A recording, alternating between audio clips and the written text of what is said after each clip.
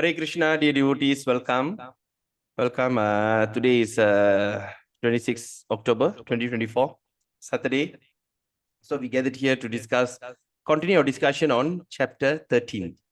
Okay, so yesterday we had a fantastic discussion in chapter 12 on devotional service. Okay, so is there anybody who would like to share something, any takeaway or anything that inspire you? Any inspiration from yesterday's chapter? Anyone? Yes, Vaishnav Prabhu, you want to say something?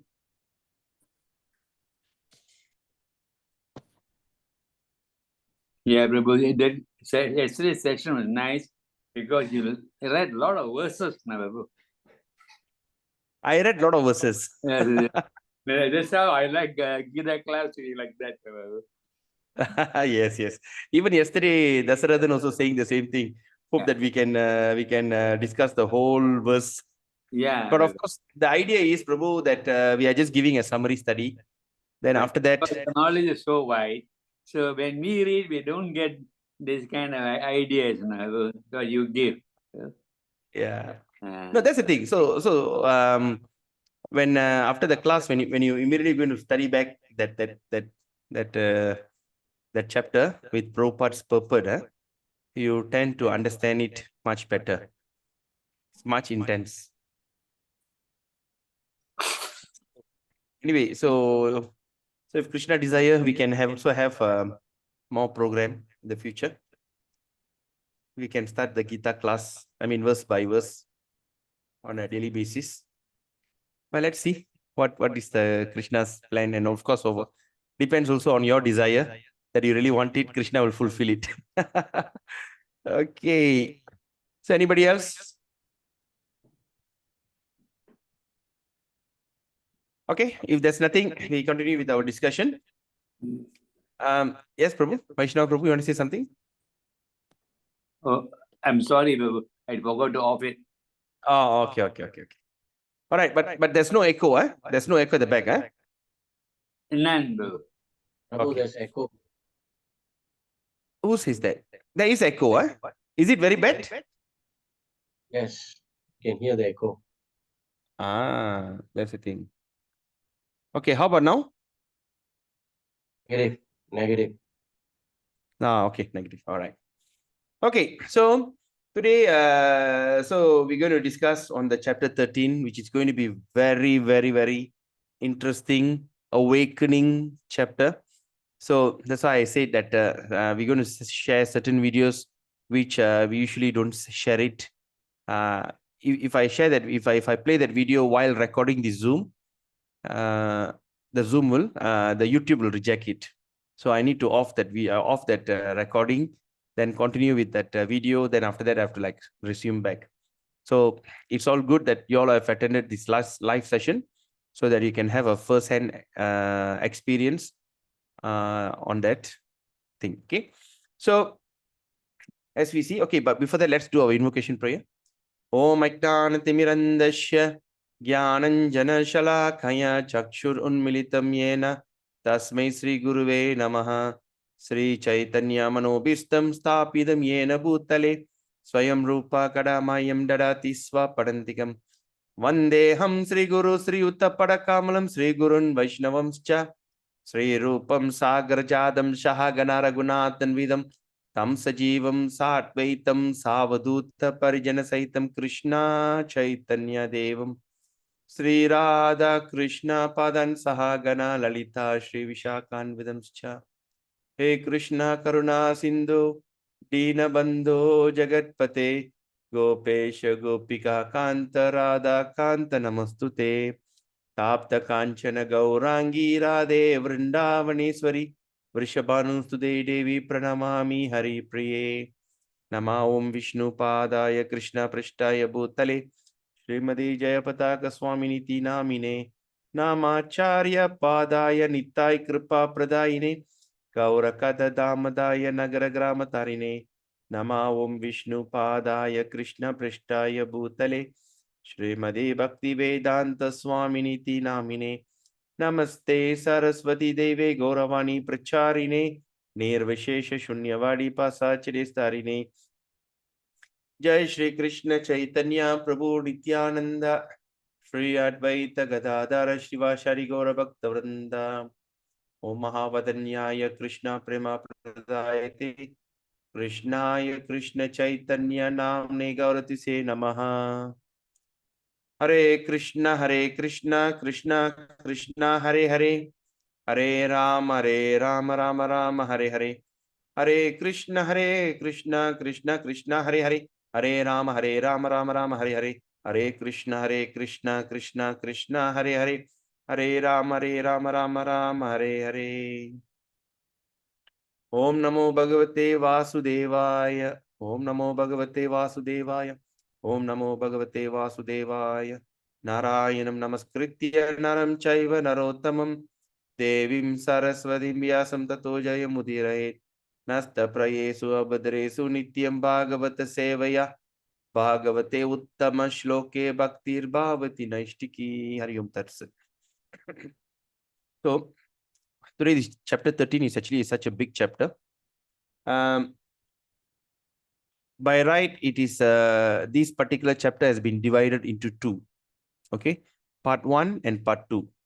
But because previously the classes was only organized run for 1 hour or 1.5 hours, so that's why we just divided into. But since this class is going to be like 2 hours, so I've combined it. All right, because it's after I combine it, I start to see it's like so much of nectar. It's not like you do half, the next day you do half. It's not so interesting.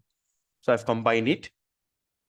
And today also we can expect to overshoot slightly over the time.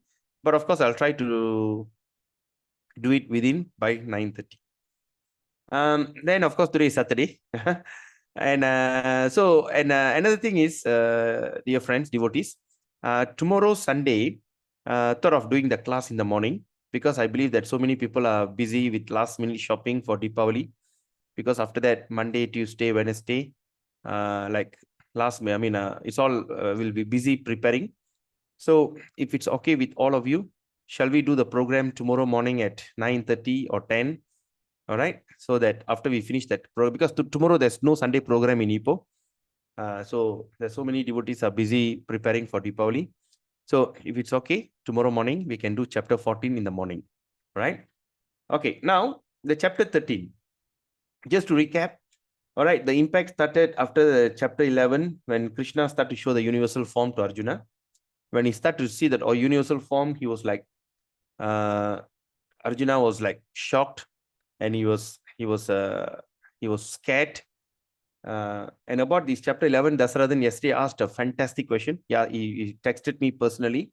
He asked about, so when he started to see that Kauravas and the Pandavas, Arjuna saw them, they are all rushing into the mouth of the gaping mouth of Vishnu, where their head and body all got crushed in between the teeth. That means Krishna was chewing them with all the blood oozing and everything.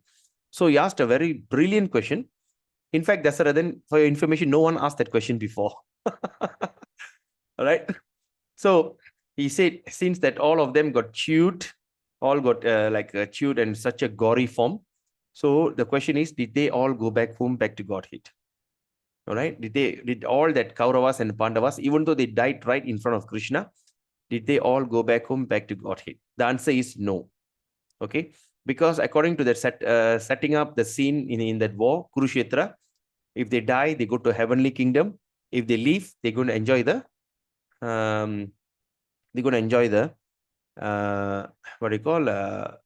the kingdom, the earthly kingdom. They die, they go to heaven. If they leave, they rule the world. Okay. So therefore, they didn't go in. And after that, when we start to see that in Bhagavad Gita, Krishna start to explain all that requirement for a person to go back home, back to Godhead. So that person, and Krishna says, and this is a confidential knowledge. That means until then, until 5,000 years ago, this confidential knowledge is not available for all these, the Kauravas and the Pandavas, the other side. Okay, they were not, because as what Krishna says, be my devotee, surrender to me, always engage in my service. Okay, with loving devotion. He wants your love. He wants your surrender. He wants you to worship him in the form He wants you to devote it, he wants you to devote to him. By doing all these things, Krishna says you will come to him eventually. All right. But the thing is, over there, both of them were fighting in enmity and anger. Okay, even though they died in front of Krishna, because when we look at this Mahabharat, the story of Mahabharat, because Bhagavad Gita is part of the Mahabharat, Bhishma Parva, under the Bhishma Parva chapter, Canto. So this is one particular chapter, one particular place. The Bhagavad Gita was inserted in Srimad in Mahabharat. So while people were reading just like a storybook, suddenly they bump into this this Bhagavad Gita. So after that war, what happened? All these Kauravas and all the armies, they ended up in heaven. All right, they ended up in heaven, and Arjuna went there and went to that heavenly. This thing, he asked what happened. So he went there, and Duryodhana was like staring at him, like still in enmity. Right. So based on what I've read before, he ended up in heavenly kingdom. Okay, they all didn't go back to God.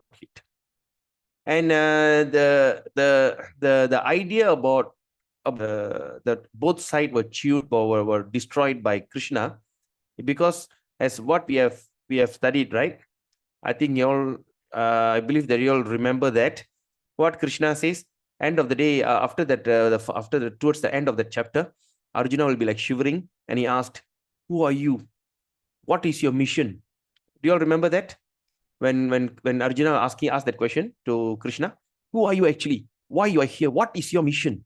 Out of fear. Any one of you remember that?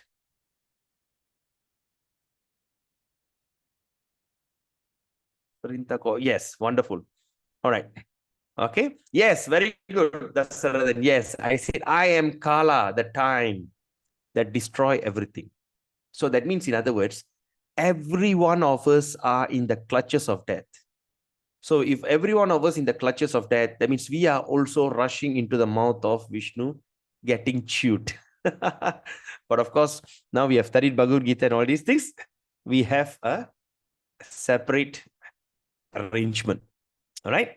So then after that, in chapter 11, then in chapter 12, then he says, okay, then who are you? Like, do I need to worship you with fear or in reverence?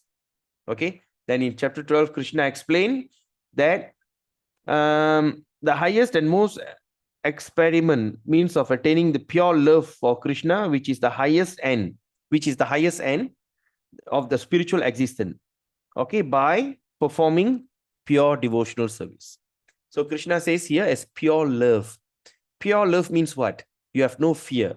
A king can be feared by the country, by everyone. Okay, the king can be very mean. The king can be very strict. People are so afraid of the king. But the wife is not afraid of the queen, the king. The queen is not afraid of the king. The prince and the princess are not afraid of the king, because for the wife, that's a husband. For the children, that's the father. So even though he can be a very, very scary person outside, but once he go back home, when he comes to the children will not see the father as a strict king or as whatever. So they just simply go and express their unconditioned love. What is that unconditioned love means? The love which has no condition. Okay. Sometimes I love you, so I hope that you can get something, right? Like there's a new term, that in this thing, I'm not sure these Americans will like to come with all these kind of funny terms. They call it the gold digger, right? The gold digger. Suddenly you see a guy who was so rich, the girls will simply go just for the sake of money. They call it gold digger. So that means that's a conditioned love. That means I love you because I've got some condition. But worshipping Krishna is unconditioned. All right. In one part of Sikshastaka is actually the instruction that Lord Chaitanya gives. All right. One of the things he says, you can crush me. You can Lord Chaitanya will be worshipping Krishna. He says, you can break my heart by not coming to me, by betraying me or not coming to me, by not appearing in front of me. You can even crush me. Okay, crush. But no matter what, my love to you is always there. right? So that is called unconditioned love. And that's what, okay, so that's Radhan, I hope I answered your question. Yesterday you asked that question, right? Okay, you got it? So we want unconditioned love. We don't want love which is conditioned, and Krishna doesn't want you to be scared of him, even though he's created this nasty material nature, but yet he favors his devotees. Okay. Then after that, we discuss about that. And today now we're going to start chapter 13. And this chapter, the title is Nature, the Enjoyer, and Consciousness. What is the nature? What is the enjoyer, and what is the consciousness? So the summary is one who understands the difference between the body, the soul, and the super soul. The one who can understand the body, soul, and the super soul. Beyond them, both attains liberation from this material world. All right. So it's going to be a very interesting topic. Okay. So with that reflection, we start our today's session.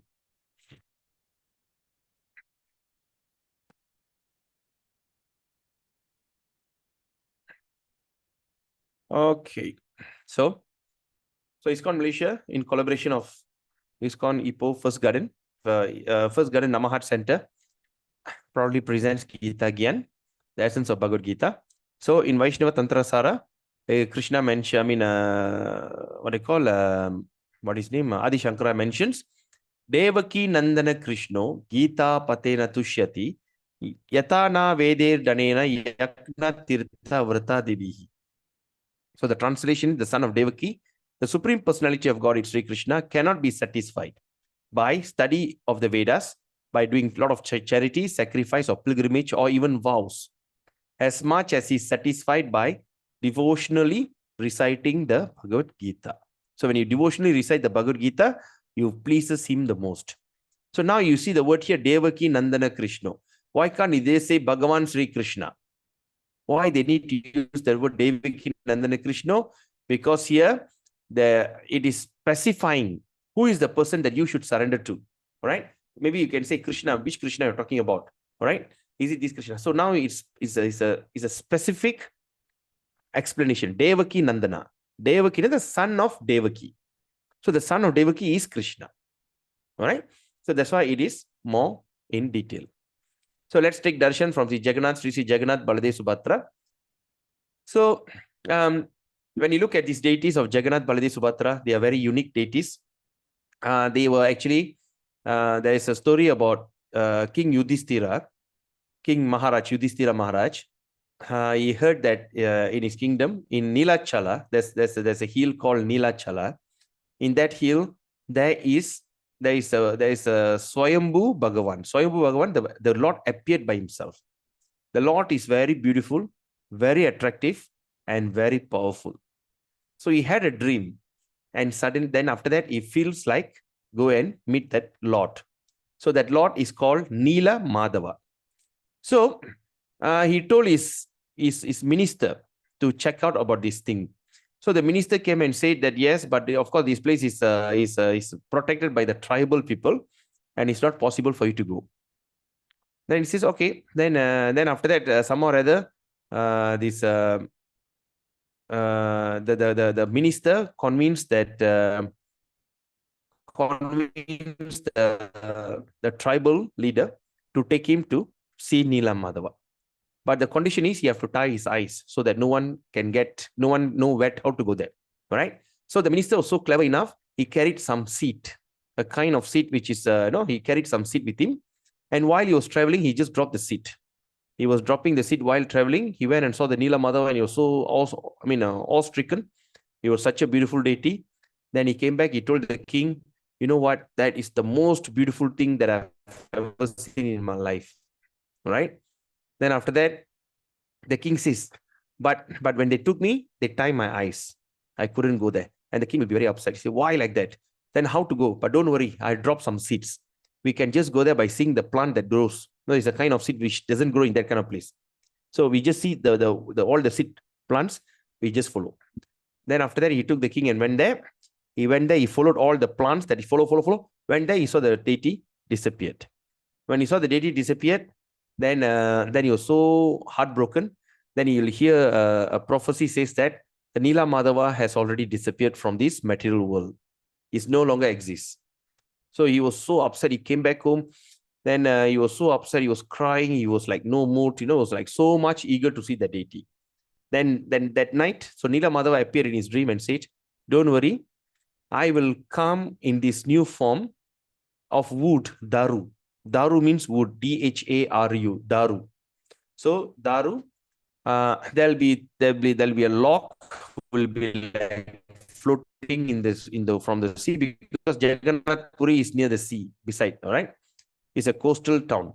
So you take that wood and craft a deity of mine, because now in Kali Yuga, that is the deity that I'm going to appear. So what happened?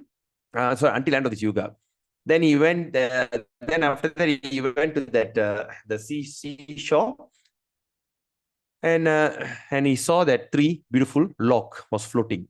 Then immediately he took the lock and tried to craft. Then he called upon Vishwakarma. Okay, the Vishwakarma. Is it my internet okay? I mean, did I break? Is it okay? You all can hear me, yeah? Yeah, bro. Okay, because suddenly I see that internet unstable. All right, so then he took that deity and brought it, and Vishwakarma was trying to craft the deity. Vishwakarma came as a very old man, and he gave a condition. The condition is, I'll be crafting the deity, and no matter what, don't enter the room. Don't enter the room. I'll do it in secretly. So he prepared one nice room. Then he took the log, all put inside, and he went in. Every day, you go to the door, you can start to hear the sound, chick, chick, chick, chick, like chiseling. All right, he start to hear the sound, chick, chick, chick, chick, chick, like that. So until one day, maybe after 15, 20 days, he's not hearing any sound. He thought that man who are doing that, crafting the deity, should have fainted because not eaten. All right. So he was like so worried, and 1 day, 2 day, 3 days, there's no sound. Then out of this thing, he just opened the door, and that's when the what they call a completed deity form. The deity is the form which is not completed. When he saw the deity which is not completed, and the guy who are doing that chiseling disappeared from there, he fainted on the spot. He got a shock. Oh my God! And he fainted.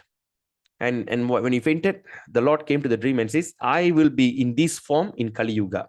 I'll be known as Jagannath with my brother Balaram and Subhadra. Subhadra is Yogamaya. So construct a temple in this form.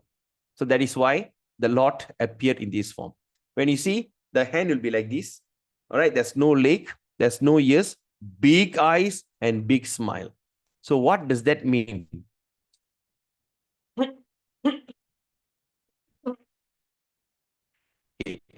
So what does that mean? Now you see the eyes are big, no ears, and big smile. So the Lord will be, okay, the idea is the Lord do not want to see your Kesan Prabhu. Can't hear? Is it now? Is it okay for everyone? Is the line breaking? Fine with me. How about others? Breaking, Prabhu, breaking. Breaking, eh? Still. Sometimes not okay. Oh, okay. Okay, just give me a second. I tell them to.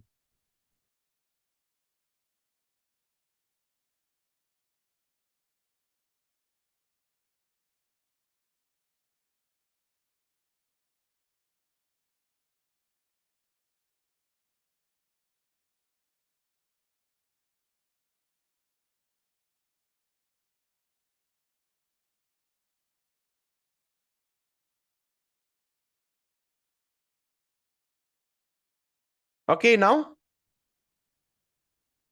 Is it still breaking? Okay, Okay, Prabhu. Now okay. Okay, okay. All right. So the form is like this, very simple.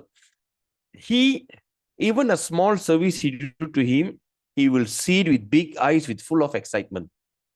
And he doesn't want to hear anything bad about you. All right. And his hand is like this. So they're asking you, come and carry me. So in other words, Lord Jagannath is a form which is so unique that even a small service you do to Lord Jagannath, he'll be like awe-stricken. He'll be like so excited and so happy. Eyes is wide open, right? And he don't have ears. He doesn't want to hear anything bad about you. You might have a lot of mistakes, a lot of flaws. He doesn't want to know any of that. In other words, this is a form of bhakti. When we surrender to Krishna, whatever things that we have done in the past is already extinguished. It's already gone. Now, what you're doing, Krishna is so happy to see that, right? In our course of life, we can be extreme sinner. We should have done a lot of things, but all the things he's not interested to see. Now, he's looking at you, seeing you, that you're engaging in this service, he's very satisfied. So this is Jagannath Balaji Subhadra. It's a very unique, it's one of the devotee who have one of my pioneer Gita Gyan student. Now they are in Jagannath Puri and they are sharing all that beautiful pastimes. You know, they are seeing a lot of beautiful things they're experiencing. All right. So this is Jagannath Baladev Subhadra. Jagannatha Swami, Nayana Patakami, Bhavatume. Jai Jagannath. Right. So today we dedicate this program to His Divine Grace A.C. Bhaktivedanta Swami Prabhupada, founder Acharya of the International Society for Krishna Consciousness. And okay, so let's look at today's Gita Mahatmya. See what is the Mahatmya says today.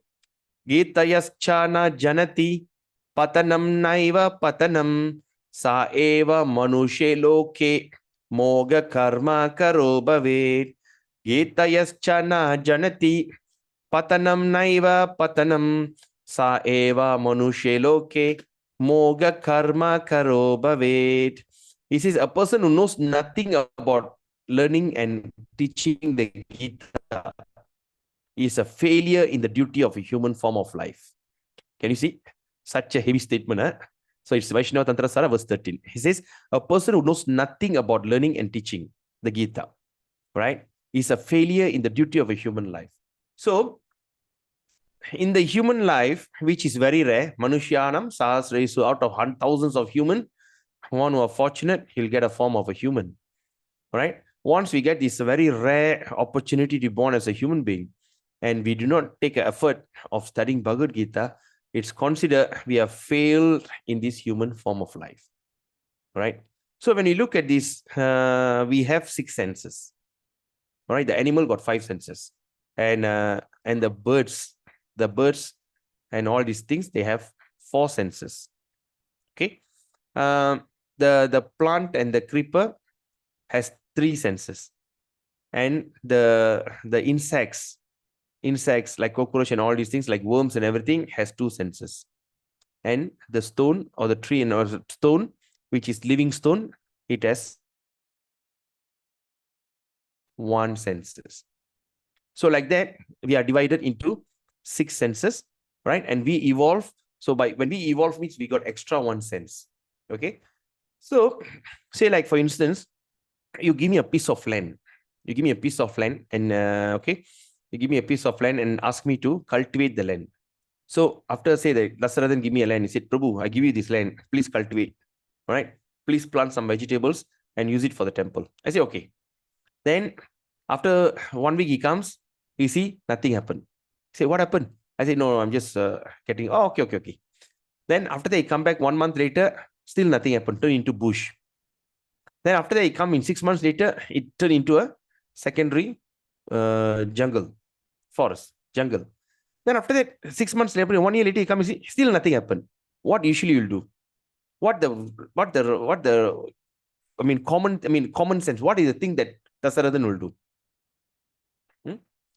He will simply take that land away. Right? Since I've given you the opportunity to cultivate the land, you're not using it, I'll take it back. So similarly, when we are given the 6th sense, the 5 senses is the normal sense, plus the 1 sense, the extra 1 senses, the 6th sense is the sense that we should utilize it to know our original self. You are given that senses, the sixth sense, to identify yourself, to know yourself, to know why you're here, for self-inquiry. The dogs and the carnivores who have got five senses, they don't have that facility. Only human being got that facility for inquiring, self-realization. Okay, so that is the thing. So when we do not utilize our sixth sense, okay, in order to elevate ourselves, the nature will simply take that away and we fall back into this animal kingdom. All right. So animal sleep, eat, mate, and defend. Similarly, human also sleep, eat, mate, and defend. So there's no difference between human being and animal. But of course, we are doing it in a very polished way. Right? The animal runs in four legs and we are running in four wheels. Okay. Animals sleep on the street, but we are sleeping on the bed. Animal will make love for the puppies and to create a progeny, and we also doing it. But they are on the street, but we are on the bed, or comfort of the bed. So animal eat, we also eat. All right. Animal defend themselves. They got defense mechanism like the jaw and all these things, claws and everything. But we are having the CCTV camera, the guns and everything. We also defending ourselves. So what is the difference? There's no difference. All right. When this particular dog in this alley, when there's another dog, pack of dog comes here, they don't enter my territory, like that. This is my territory, and they chase him out. Similarly, we are doing the same thing, right? When somebody trespass into our property, we also, this is my property, get out. So the same. So that we have, there's no difference. So we as a human being, the only way that we can achieve our self-realization, all right, is through the Bhagavad Gita. But when we don't have facility to study the Bhagavad Gita, we have considered failed in a human duty, in the duty of the human form of life. All right. And imagine all of you are so fortunate here that you all are taken up Bhagavad Gita. Even like some don't understand, some trying to understand, some struggle to understand, or some just want to listen. At least you have done something. Okay. The process will start and Gita will start revealing itself to you. Okay. So now let's look at this chapter 13. So chapter 13, nature, enjoyer, and consciousness. So we have studied from chapter 1 to 6. In the first 6 chapter of Bhagavad Gita, the knower of the body, that means the living entity, and the position by which he can understand the Supreme Lord is described. Okay. That means in the chapter first 1 to chapter 6. What is that?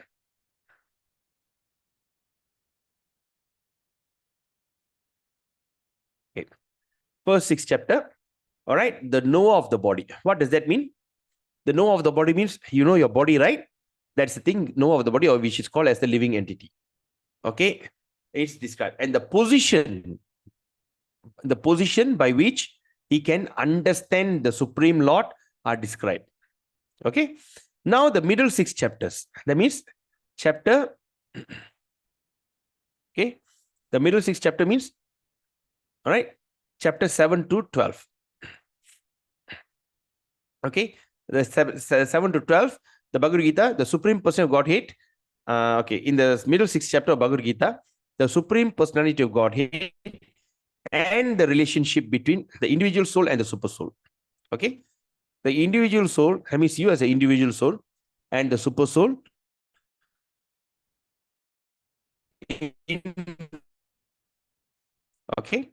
regards of devotional service. The superior position of the Supreme Personality of Godhead and the subordinate position and the individual soul are definitely defined on this chapter. What is that? The superior position of the Supreme Lord and the subordinate position.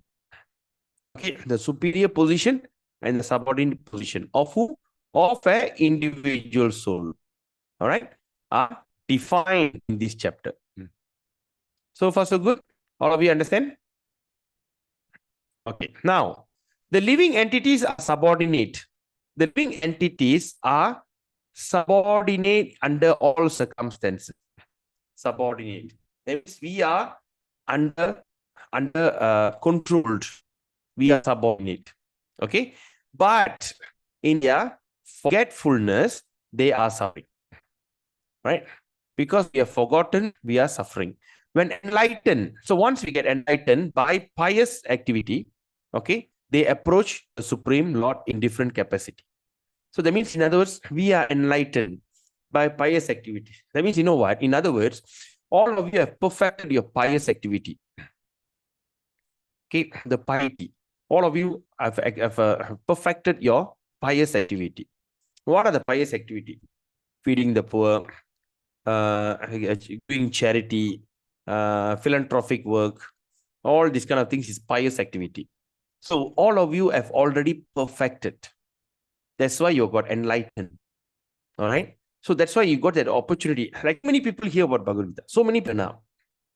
How many just say, okay, later I'll do it, but end up they didn't do it. They're not doing it at all. Or they're not even listening to the recording. So that shows sometimes, all right. Sometimes it has to be what they call has to be some kind of gift gifted. All right. So you all are very gifted. So the approach the Supreme in all different capacity as distressed, those in want of money, the inquisitive, or those in search of knowledge. This is also described. Can you all recall that? Who are the four people who surrender to Krishna? The one who are distressed, those who want money, those who are inquisitive, and those who are in search of knowledge. Okay. This is all okay. Now, starting from the 13th chapter, okay. Now, starting from the 13th chapter, okay, what we're going to learn? Okay, starting from the 13th chapter, how we're going to learn how the living entity comes into contact, how we come into contact with material nature. At the same time, how he is delivered by the Supreme Lord. All right, how we can get delivered, okay, by Supreme Lord through different methods of fruitive activities. Okay, cultivation of knowledge, fruitive activity, cultivation knowledge, and the discharge of devotional service is explained. All right. So this is the thing that we're going to study in from chapter 13 to chapter 18. Is that okay? Any questions?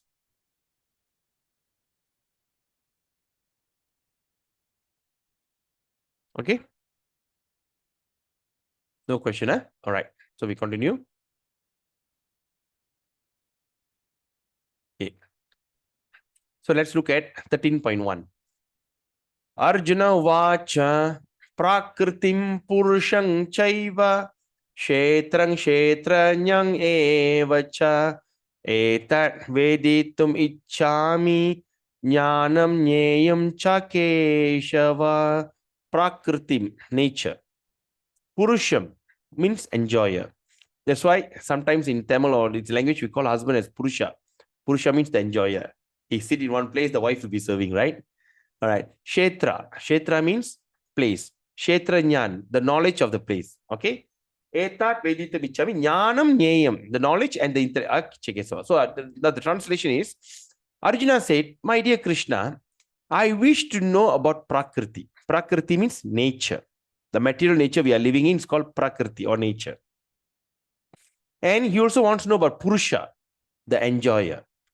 And the field and the knower of the field.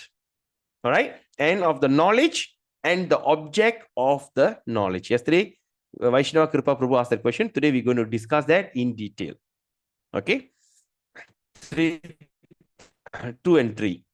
All right. It says that Krishna is continuing. Shri Bhagavan Vacham Idang Shariram Kaunteya Kshetram Ityabhidiyate Etat Yo Vetti Tang Prahu Kshetranya Iti Tat Vidaha Kshetranyam Chapi Mang Viddi Sarva Kshetreshu Bharata Kshetre Kshetrajnanam matang mama. So what he says, the Supreme Personality of God, it's this body, O son of Kunti, is called the field. And one who knows his body is called the knower of the field. So he says, this body, You know the padang, you know the field that you play football and everything is a field. And one who knows this body, all right, is called the knower of the field. Every one of you can get this? Because here the terminology can be quite confusing. Everyone okay? Just thumbs up, say anything. Are you all following me? Okay, great. Okay, now we know. So this body is actually, all right. So the say this body, that means this body is called the field. Okay, the field, because I've got so many activities in a field, right? And one who knows this body, the one who knows this body is called knower of the field. That means you are the knower of the field. All right. Then second verse, verse 3, Sayan Bharata, you should understand that I am also knower of all bodies. All right. And to understand this body and its knower is called knowledge. That is my opinion. All right, now let's look at this. So it's like this. It says, you should understand that I am also knower of all body. I only know one field, but Krishna knows many field. The field is the body. So I know my body, but Krishna know my body, your neighbor's body, your boss body, all the body in the world, he knows. So that's why he said, I am also knower of all bodies. Are you following me on this? All right. And to understand this body, that means to understand this body, my body, and its knower, and the one who knows it, the God, is called knowledge. All right. So that means this man knows about his body, this lady knows about his body, and this cheetah knows about its body. All right. But Krishna, who in the form of super soul who lives in every body, is the knower of everything, all body. And to know this is called knowledge. Kshetra, jnanam. Okay, kshetra, the body, and know of all body. Jnanam, yat tat jnanam matam mapa. All right. Every one of you following me on this? Yes, Prabhu. Okay, great. If you don't understand, please stop me immediately. It's going to be very interesting because what I say, I'm not sure when we're going to sit and discuss this chapter again, but today is an opportunity for you to spend 100% attention to this, and you have all right to stop me and ask me a question. Don't hesitate. Don't hesitate. Oh, I'm going to stop others. No, it's your right to know this knowledge. And it's my duty is to explain it to my fullest capacity. Don't feel distinct. All right. Okay. Rubini, you're here. Hare Krishna. I just noticed you. Okay. Now, okay. So please, if you don't understand, stop me immediately and ask me a question. So, know of all, but that means this body is called the field, and the one who knows this body is called the knower of the field. But I am also the knower of all body, Krishna says. Okay. And to understand this body, and of course, to know all the body is called knowledge. Okay. Now let's continue. I'm here. Yes, Hare Krishna. All right. So what example I can give you? Just like tenant and the landlord. See, a landlord owns all these row of houses. 1, 2, 3, 4, 5. He owns all these row of houses, the landlord. But you are renting this one house. You are a tenant. You are renting this one house. So you only know this one house only. Because you're entering this house, you are living in this house, you only know this one house. Okay? But the landlord knows every house here. Even though this house belongs to you, this house belongs to somebody else, even though many people live in different personalities, families are living in different house, but the landlord knows all these houses. But you only know the particular house that you live in. All right? You got it, huh? Okay. Now, another example also like this. The farmer only knows his land. The farmer only knows his land, but the king knows all the land in his kingdom. Okay, now, okay, now this is going to be very interesting. All right.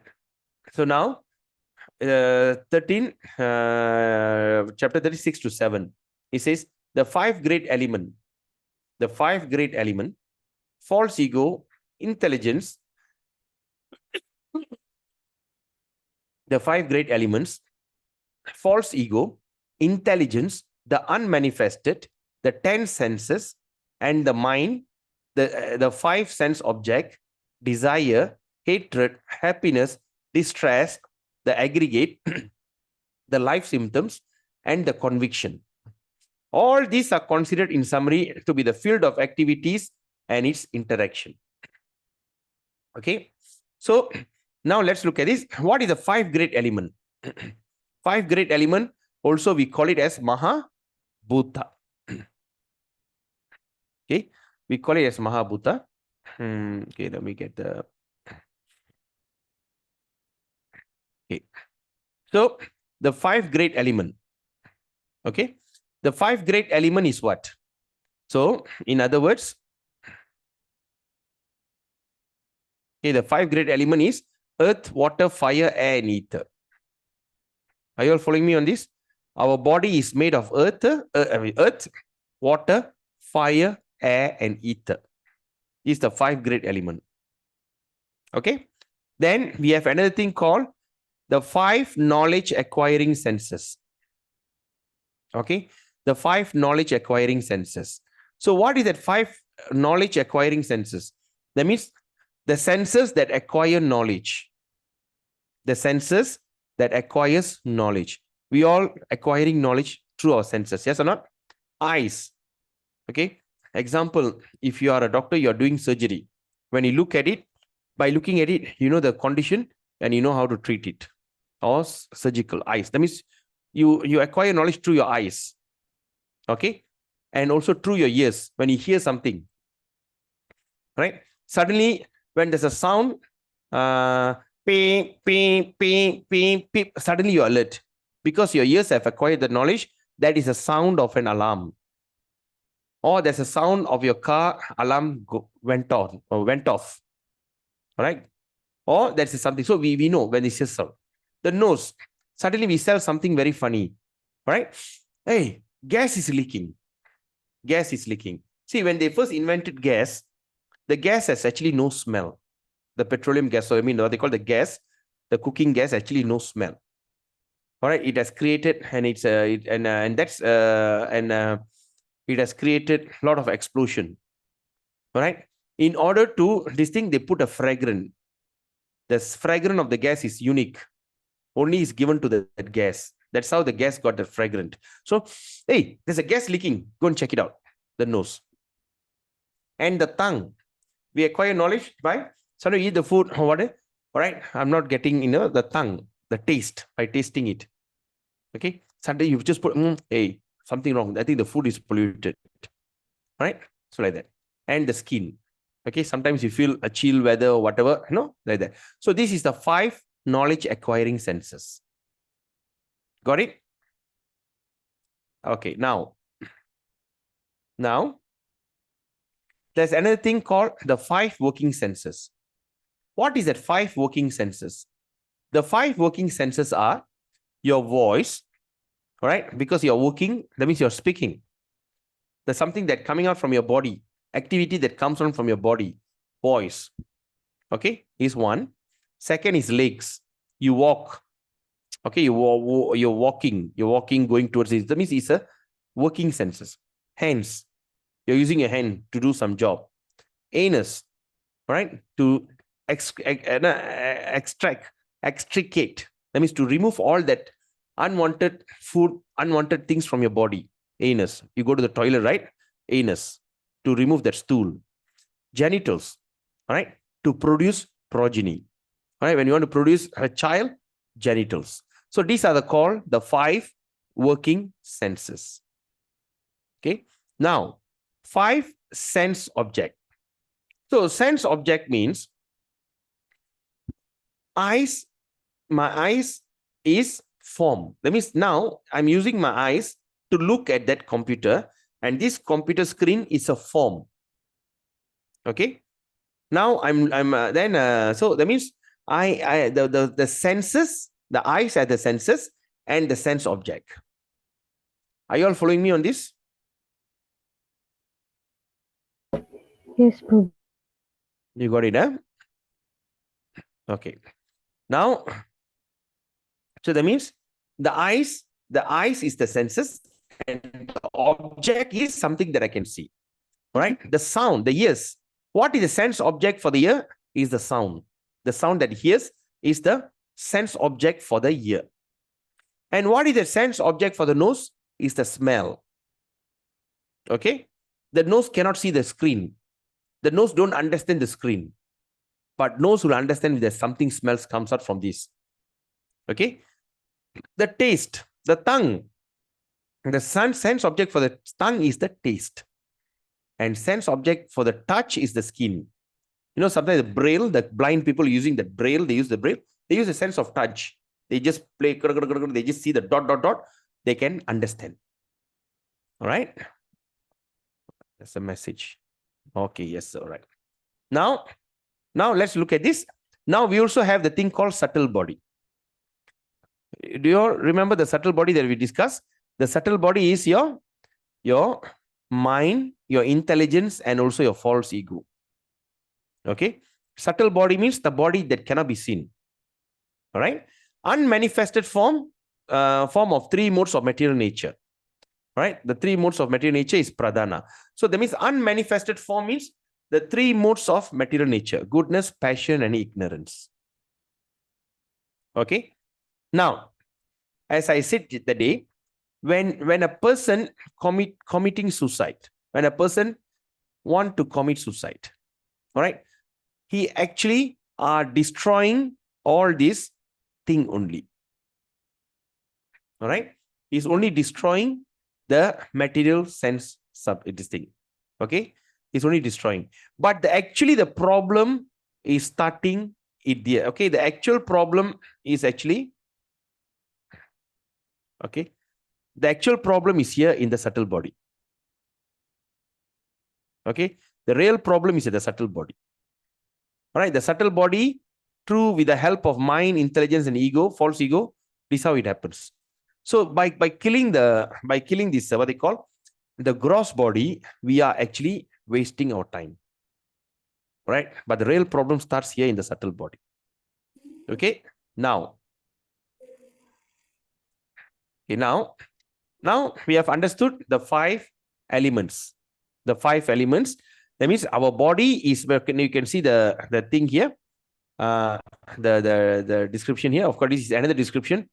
If I'm going to speak about this, it's quite advanced. All right. The universal arrangement. Okay, we don't talk about that for now. So now you see, our body has got 5 elements: that earth, water, fire, air, and ether. That means the body is made of earth. The water is in the belly. All right, below the belly, the fire in the digestion in your stomach. All right, your stomach got the digestion. There's a fire there. All right, there's a air is in your lungs. Ether is in your mind. So this is combination, your brain. So it's a combination. It's a 5 great element. All right, and how we are acquiring knowledge? Through the senses. All right, which is eyes, ear, nose, tongue, and skin. All right, and we have the 5 working senses. All right, that is, which is, we use that to work, to move, to talk, to interact. That is voice, legs, hands, anus, and genitals. And we have a sense object. What are the objects of the senses? Is the form, sound, smell, taste, touch. And of course, there's all this gross body, and inside there's a subtle form, which is called mind, intelligence, and false ego. All right. So now let's come to the next one. Okay. So intelligent, the unmanifest, the 10 senses, the mind, and the 5 sense object. Okay. Now we talk about sense objects. Now we talk about desire, hatred, happiness, and distress. All right. So the question that Prabhu asked yesterday, Vaishnava Prabhu asked this question yesterday. All right. So I'm going to answer it here. So he asked, what does that mean by field of activities and its interaction? What does this mean? stable. Is it okay? Am I clear? Uh-oh. Can you all hear me? Hello? Okay now. Okay now. That means before this, no. Short while your voice was breaking, bro. Oh, really? Huh? Yeah. For a short while, very short while. It was lagging for some seconds. All right. But what I'm going to say, you all got it, huh? The Yeah. message you got it, huh? Yeah. All right, great. All right. Now we are talking about the interaction. Okay. So that means the interaction of this mind and this thing is called the desire, hatred, happiness, distress, and of course the aggregate, the life symptoms and the convictions. All these are considered to be the field of activities and its interaction. So the field of activities is like this. All right. Example. Now you see here. Okay. Now you see here. You see eyes. This is something cannot be seen.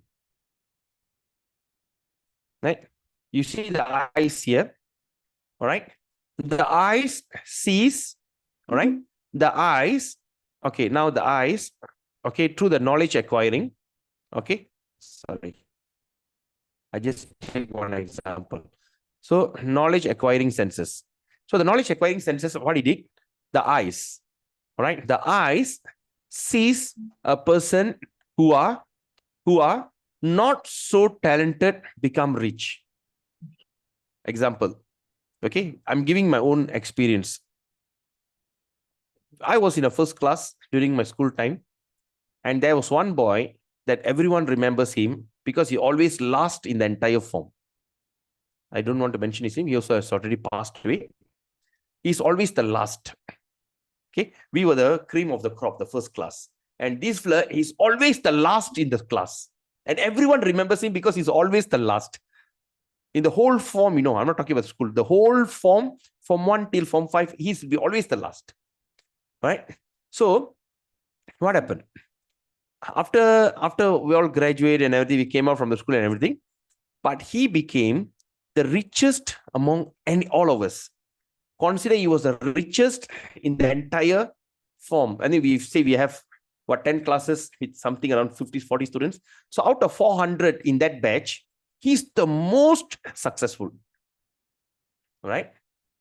Now the eye sees that, oh my God, he is such a dumb fella who can't even, the only thing he's a left-hander, only thing he can draw.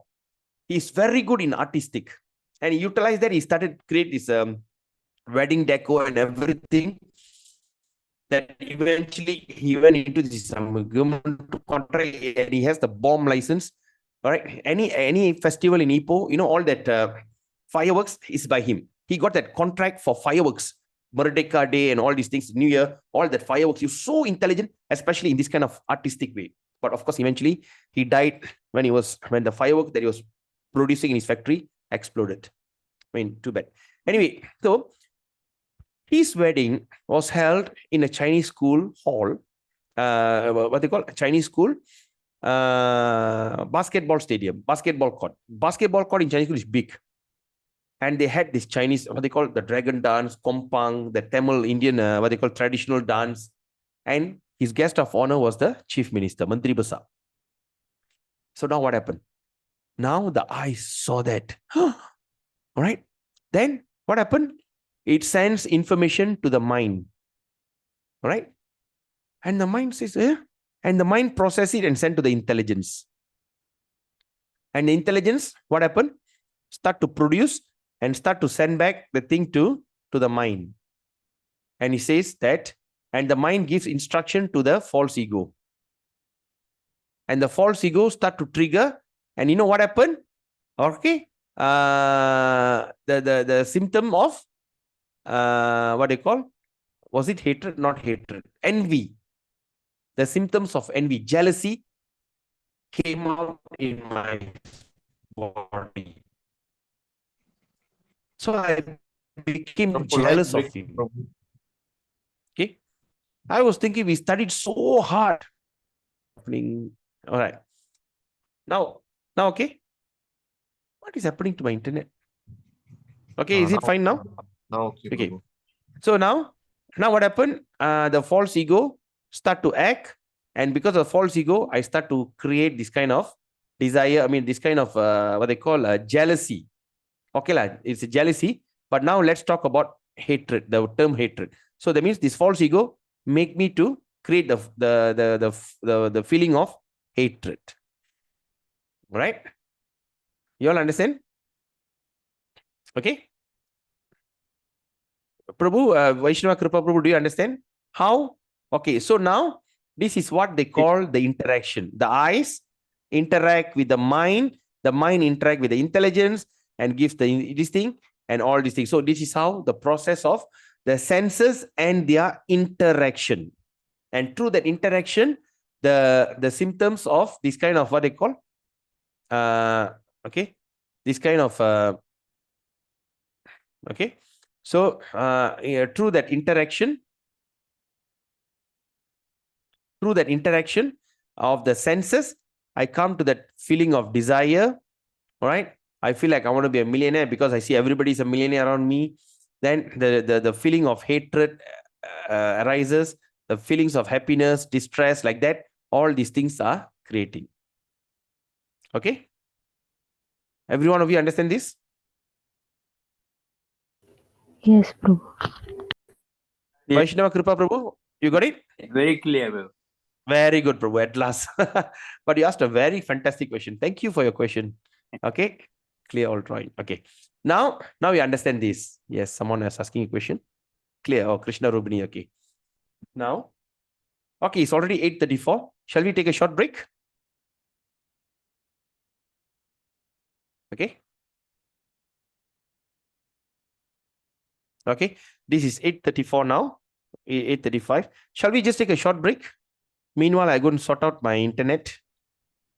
Yes, Prabhu. Can, Prabhu. Can, Prabhu. Okay. Just give me a short break. Okay, Hare Krishna.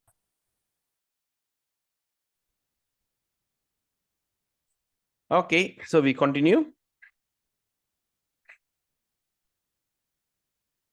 Okay, so we understand, huh?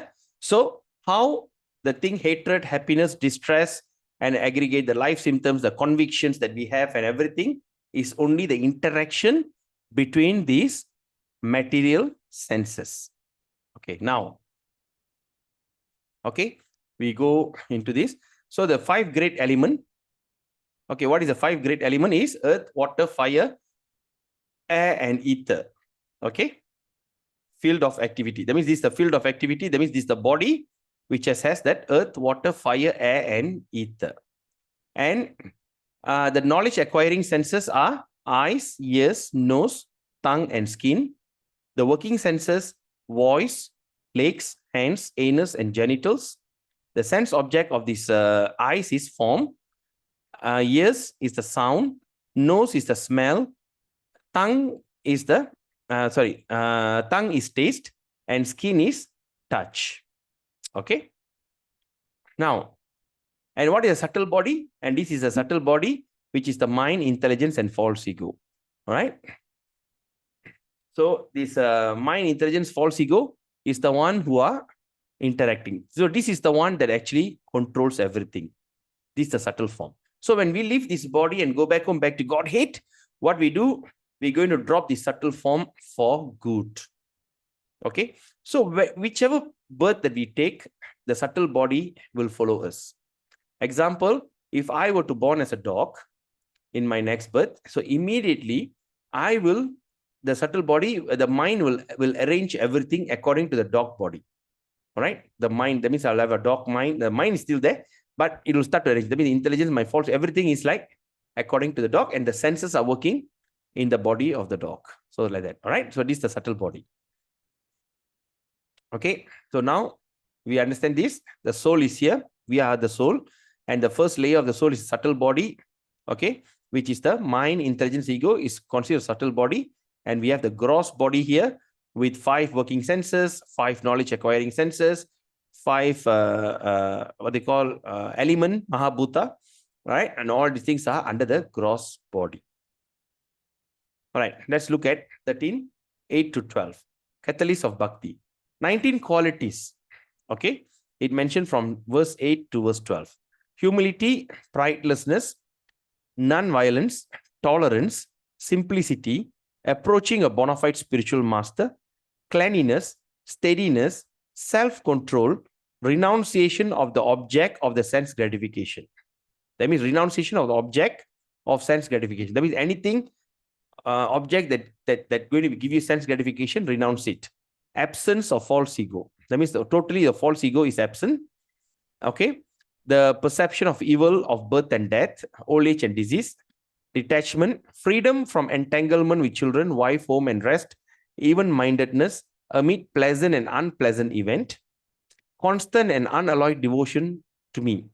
Constant and unalloyed devotion to me, aspiring to live in a solitary place, detachment from general mass of people, accepting the importance of self-realization, and philosophical search for the absolute truth. All these I declare to be knowledge. And beside this, whatever there may be is ignorance.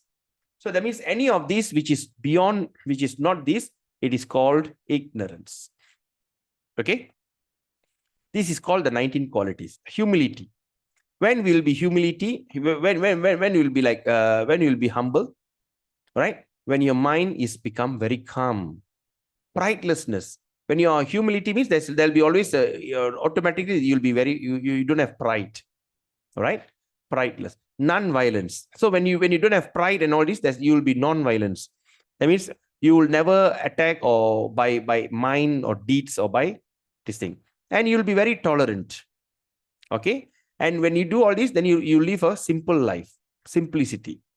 Okay. When you have all these things, then you approach a bona fide spiritual master. It's very important. Okay. Cleanliness is part of this thing called cleanliness is equal to godliness. Okay. It is recommended a person has to bathe at least 3 times a day. First thing, upon waking up. Upon awaken, we should not even enter the kitchen. All right. Because when we are awakened from deep slumber, it is considered that we are coming back to life. All right. So we were in slumber, we are dreaming stage, and you're coming to that consciousness. So first thing, we have to take our bath. Okay. And we have to take our bath whenever we go to toilet. Okay. And we have to take our bath if we cut our hair or fingernails. Okay. We cut our hair or fingernails and all this. Even sometimes we touch the stool, right? We stepped on the stool or whatever. We have to take our bath. So this is the cleanliness, which is very, very important. So cleanliness of the body and the cleanliness of your surrounding, your home, everything is very important. And of course, you have to be very steady, right? Steady in your determination. Okay. And you have to be self-controlled. So you don't let yourself to go array. Okay. You're always in control. Renunciation of the object of the sense gratification. That means you're no longer interested in having enjoyment, like go to discotheque, or drink beer or these kind of things. So all this kind of sense gratification, because this sense gratification is only going to give you misery. All right. Because when you start to offer everything to Krishna, everything, that means you are gratifying the senses of Krishna. All right. Absence of false ego. So absence of false ego means what? That means you do not have that, I think we remember we discussed that before. Okay. When we are always engage our mind, when we chant Hare Krishna, when you read Bhagavad Gita and everything, when people call you whatever it is, you won't get very, very attached. You're not bothered about what is the economic situation, the what they call, the political situation, the policy the government makes, all that. We are just not bothered because there's no false ego. Because we know I'm only a temporary occupant here and I'm going to the eternity. So I don't care what is happening here. It's just like you're living in a rental house.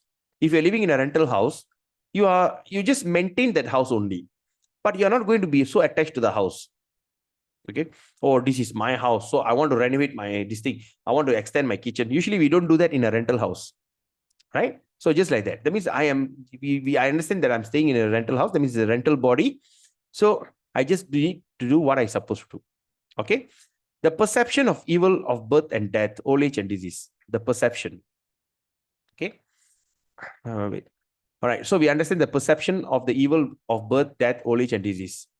All right. And we are detached. Detached means you are there, but of course you are not attached. That means you are going to work, you are doing your job, but you are not you're not entangled with your work. Freedom from entanglement with children, wife, home, and rest. Okay, what does that mean? What do you mean by freedom from entanglement with children, wife, home, and rest? All right. That means, do I need to give up my wife, my children, everything, and I become a mendicant? It's not that way. So if you are not going to engage your children or your spouse or your family member in this kind of spiritual way of life, they're going to be your biggest hindrance in your growth. All right. They're going to be a biggest problem in your growth. Okay. Because say like, for instance, now I feel like eating, what they call, like for instance, when I married my wife, she was not a vegetarian. Okay. So then I told her, okay, the only thing is you're not allowed to cook in the house. You want to eat, go outside and eat, but not at home. Secondly, I said, children are all going to be born vegetarian. You're not allowed to feed anything to her. All right. Then after that, eventually, but that was such a big problem for me, actually. Sometimes we go, my wife will be eating, all these kind of things. And they'll be looking at me, hey, your wife whacking nicely, how? So, but eventually, she became a pure vegetarian and she was taking initiation and everything. All right. So what I'm saying is, if your spouse, your family, or this thing is going to be a hindrance in your spiritual growth, it's going to be a big trouble for you, especially for elderly people. When elderly people suddenly they just, what is it? No need. Like for instance, I don't want to mention my name. Okay. Anyway, like my example of my father-in-law. Okay. All right.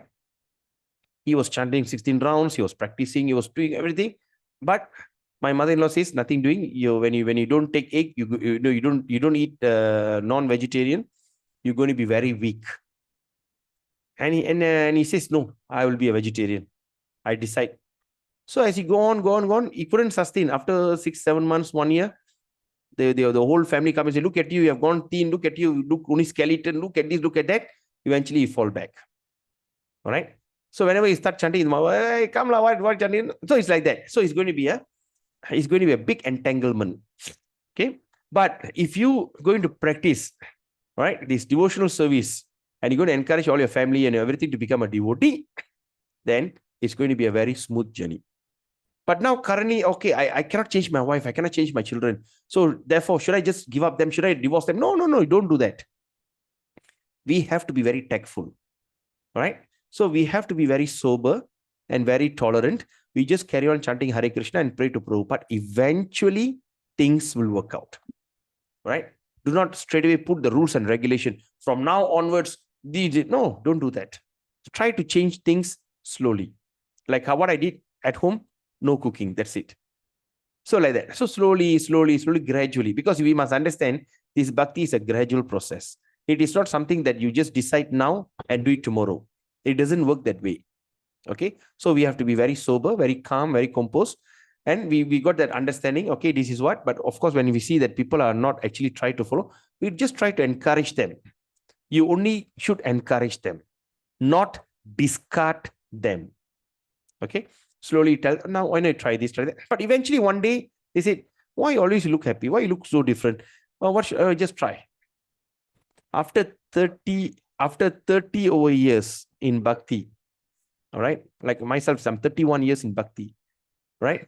Yesterday, my cousin sister, the one my aunt passed away, the cousin sister called my mother and said, I feel so distressed. I don't know what to do.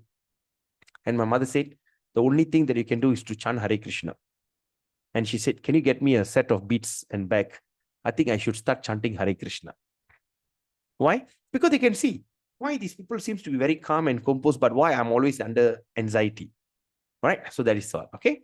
So even-mindedness, amid of pleasant and unpleasant event, even something bad or good happen, you're not agitated. But after that, the constant and unalloyed devotion to me, Krishna says, always try to serve him. Aspiring to live in a solitary place. That means the clean place. All right. So detachment from general mass of people. General mass of people, detachment means, that means once you be, sometimes you do not want to go and join the people who have no time for bhakti. They like to talk some nonsense things. Eventually, this thing will happen. All right. Sometimes when I go with my friends, they'll be still talking about something so mundane. And I'll be just listening until one day they said, you better don't join us. You're so boring. All right. Accepting the importance of self-realization is very important. Accepting it. The importance of self-realization. Okay. the philosophical search for absolute truth, like reading Bhagavad Gita and Bhagavatam. And Krishna says, I declare this to be knowledge. And other than this, it's all called ignorance. All right. So if one takes to devotional service in full Krishna consciousness, and other 19 items automatically develop within him. All right. Now you may be wondering, or I may be wondering, how am I supposed to do all these things? All right. How la cannot la, how can I, like, okay, my children not listening to me, all right, or this and that. How am I supposed to do that? But here it says, if one takes to devotional service in full Krishna consciousness, when you simply go on chanting Hare Krishna, reading Bhagavad Gita, and attempt to distribute Bhagavad Gita, all the other 19 items automatically will develop within you. Okay, you do not need to attempt to it. You do not need to struggle to create this kind of habit. Just take up devotional service, everything will fall into places. Right? So just like this, Krishna accepts leaf, flower, fruit, water when offered with love. Okay. So when we start to offer, what is that? The devotional service, just by giving flower, fruit, and all these kind of prayers, all right, Krishna will accept it. All right. 13, 15. Sarvendriya gunabhasang, sarvendriya vivarjitam, asaktam sarva brikchaiva, nirgunam guna bhokturcha. The super soul is original source of all senses. All right. The Paramatma that lives in your heart is actually the original source of all the senses. And yet he's without senses. All right. He is unattached. Although he is maintainer of all living beings, even though he maintains everything, he is unattached. He transcends the mode of nature. He is beyond the mode of nature. And at the same time, he is the master of all the modes of material nature. He is the master of all material nature. All right. 16. Bahir antascha bhutanam acharam charam evacha sukshmatvat tat avinyayang durastang chantike chatat. The supreme truth exists outside and inside of all living beings. What does that mean? Can anyone explain? What does that mean? The supreme truth exists outside and inside of all living beings. What does that mean? Anyone? Does it mean that inside is the Chaitya Guru? No. Yeah, you are there, but okay. And then outside, he exists in the form of Bhagavad Gita and other literatures, bro. No. Not that. Anyone else? Prabhu, is he mentioning about the Paramatma getting into every atom of the... Very good. Exactly. So what do you call that? The one who pervades everything. Vishnu. Yeah. Vishnu. Very good. Vishnu. Wonderful. Vishnu. Vishnu means the one who pervades everywhere. So that means he's inside me and he's outside me. He's inside me as Paramatma and he's outside me with all varieties of living entities, all the atoms and everything. So that's why he says the supreme truth exists outside and inside of all living beings. The moving and the non-moving also. All right? Because non-moving, even like atoms, like trees, non-moving. Okay? Moving and non-moving. Because he's so subtle, he can be everywhere. He's beyond the power of material senses. Okay? You cannot understand him through the material senses. To see or to know. Although he's far, far away, at the same time, he's very near near to all. That means he's very near means he's exactly in your heart, just beside you. Right? Even though he's just beside you, just because you are Atma, you're staying inside, you're just beside you. At the same time, he's also far, far away. Okay? You understand this? Although far, far away, he's also near to all. What meaning all pervading? All pervading means he's everywhere. That's Radhan. He's everywhere. All pervading, he's everywhere. In Tamil, we call Turumbaliyarpan. He's everywhere. All pervading. Everything that you see is Vishnu is there, everywhere. You got it, Dasradhan?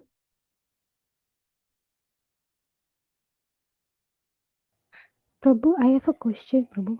Yes. In 13:15, Krishna says, yet he is without senses means? All right, 13, 15. Ah, That means, okay, it's transcend modes of nature and all, okay. And yet, okay, the super origin of all senses, and yet he's without senses means he's don't have this kind of material senses. The senses are given to you for your material body. okay, Prabhu. Understood. Okay. Example, when you see the subtle body, has what they call no senses. Where the senses we discuss? In gross body, Gross body, very good. So we see it here, right? So this is all considered the gross body. The 5 element, right? The working senses all in that gross body. yes. Okay. So all this in the gross body, you see all this as something, but in subtle body, you don't have it. And of course, Krishna don't have a gross body, so you don't have this kind of material senses. Okay, Prabhu. Ah, okay, very Thank you, good. Prabhu. Good. Very nice. All right. So, all right. So he's although far, far away, he's also very near to all. Okay, 17. Avibhaktam cha bhutesu vibhaktam iva cha stitam bhuta bhartir cha tajneyam grasishnu prabhavishnu cha. Although the super soul appears to be divided among all beings, all right? So that means in all beings, that means you have your soul, I got my soul. No, I got a super soul in my heart, you got a super soul in your heart. See, there's one, something is flying here. There's a super soul inside that. It's super soul, there's some ends, small, tiny. So it looks like all divided. All right? He's never divided. Even though he all looks divided, but he is never divided. He is situated as one. Okay? Although he is the maintainer of all living entities, even though he maintains every living entity, it is to be understood that he's divorced and develop all. All right? He divorces, that means he destroys and also he develops everything. Okay? 18. Jyotishang apita jyotis tamassa parang uchyate jnanam nyayam jnanagamyam hirdi sarvasya vishtitam. He is the source of light of all luminous object. He is the source of light in all luminous object. That means everything luminous, everything like we see all the lamp, he is the source of the light. All right? He is beyond the darkness of matter. Okay, he's beyond the darkness. What is the darkness of matter? Can anyone tell what is the darkness of matter? What is the term that we use? Ignorance. Very good, fantastic. Ignorance. So that means it's beyond that ignorance, beyond the darkness of matter, and is unmanifested. He is knowledge. He is the object of the knowledge. He is the knowledge, and he is the object of the knowledge. That means the Bhagavad Gita is the knowledge. And what is the objective of this knowledge? Is to know Krishna. And he is the goal of knowledge. So when we study Bhagavad Gita, the book of knowledge, and the object of the knowledge is Krishna. And what is the goal? Is to know him. All right. He is the goal of knowledge. He is situated in everyone's heart. He is in everyone's heart. 19. Iti kshetrang tata jnanam nyeyam choktang samasata madbhakta etar vinyaya madbhavayo papadyate. Thus the field of activities, that means the field of activities means the body, right? Knowledge and the knowable have been summarily described by me, Krishna says. The field of knowledge, the field of activities, knowledge, and the knowable have been summarily described by me. Only my devotees can understand this thoroughly and thus attain to my nature. So, my dear devotees, how many of you roughly understood this subject up to now? You can raise your hand, you can thumbs up, or you can unmute yourself and say yes, or you can even put up in the listing. How many of you understood? K7, yes. Everyone, others are there. Can understand, Babu. Okay. Yes, Understood, Sarit. Prabhu. Very good. Who's that? Oh, Sadguna Mataji. Oh, welcome. I can't see anybody actually. Tough question, Prabhu. Why? Why is tough? Dasaradan, please explain. Can you unmute yourself and talk? Very good, Krishna Rubini.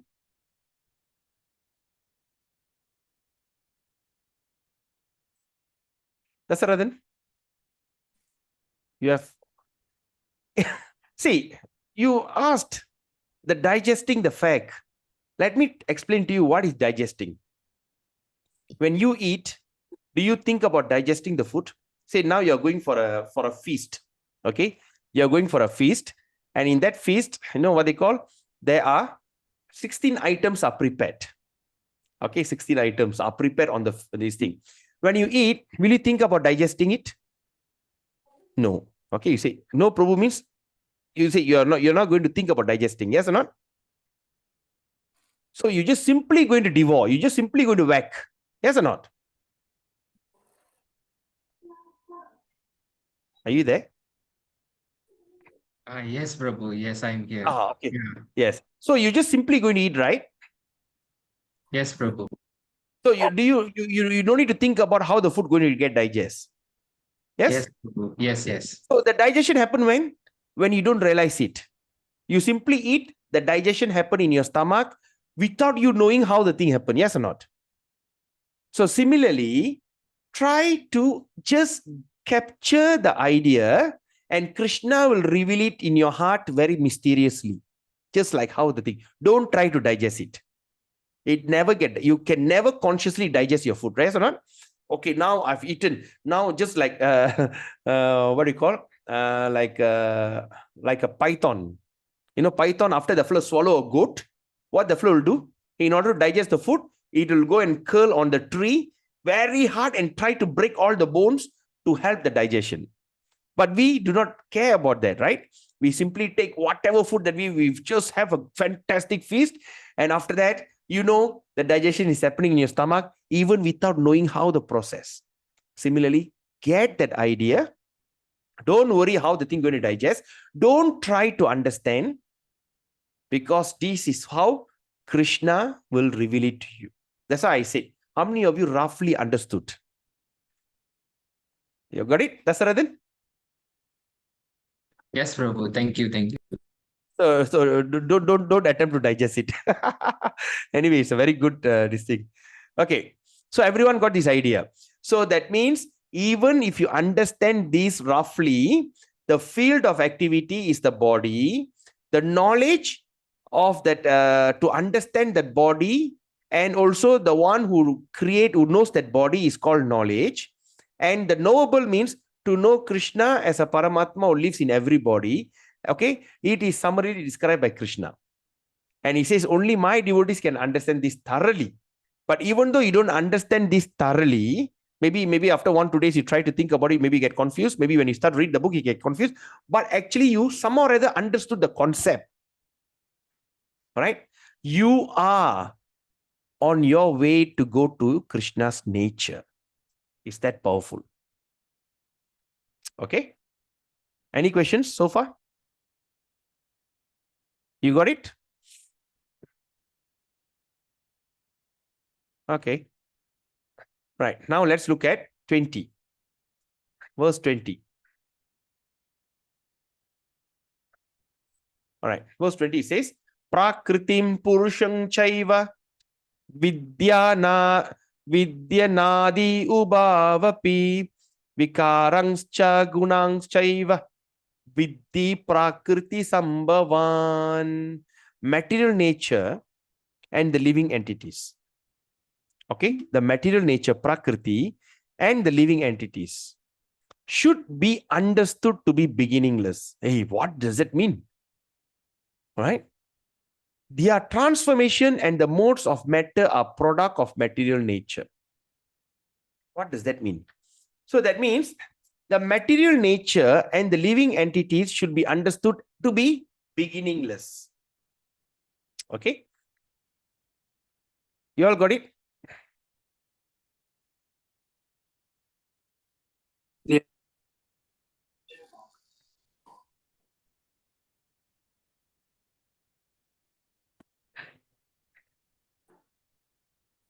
Okay. Now, you see,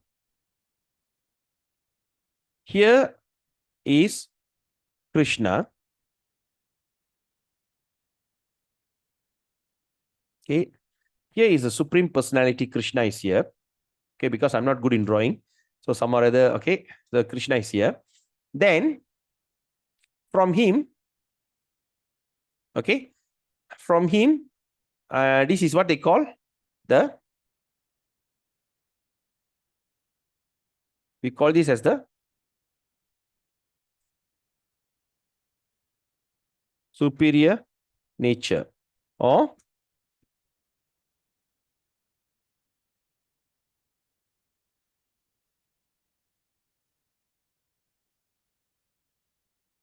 right, nature. Okay, we call this as a superior nature. Okay, so everything that emanates from Krishna, it is okay. Now, now let's look at this.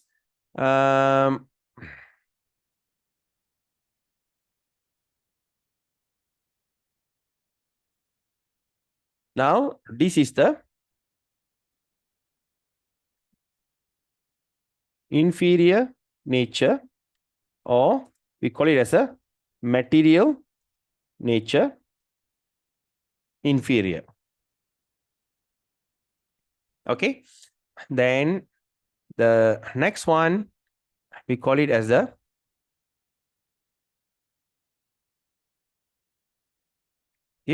we call it as this.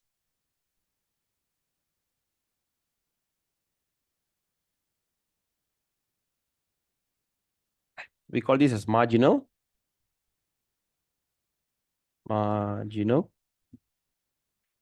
nature, right? Marginal. So this is the three things. So now when we look at this, okay, let me get this. Okay, now this is the superior nature, and superior nature is eternal. Okay, superior nature is eternal. So he creates,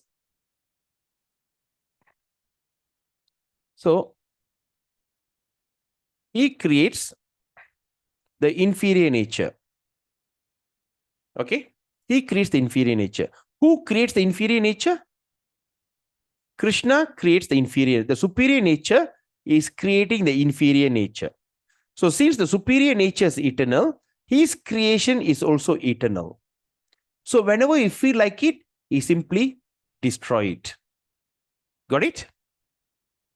Then at the same time, that a superior nature also okay, this is not the thing. So by the same time, the marginal nature and the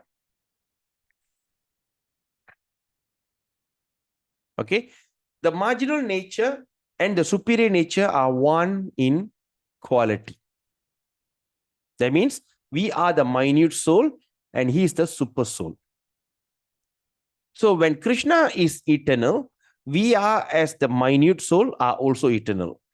Example, just like the drop of the sea, the drop of the sea water and the vast ocean, both quality same, both are salty.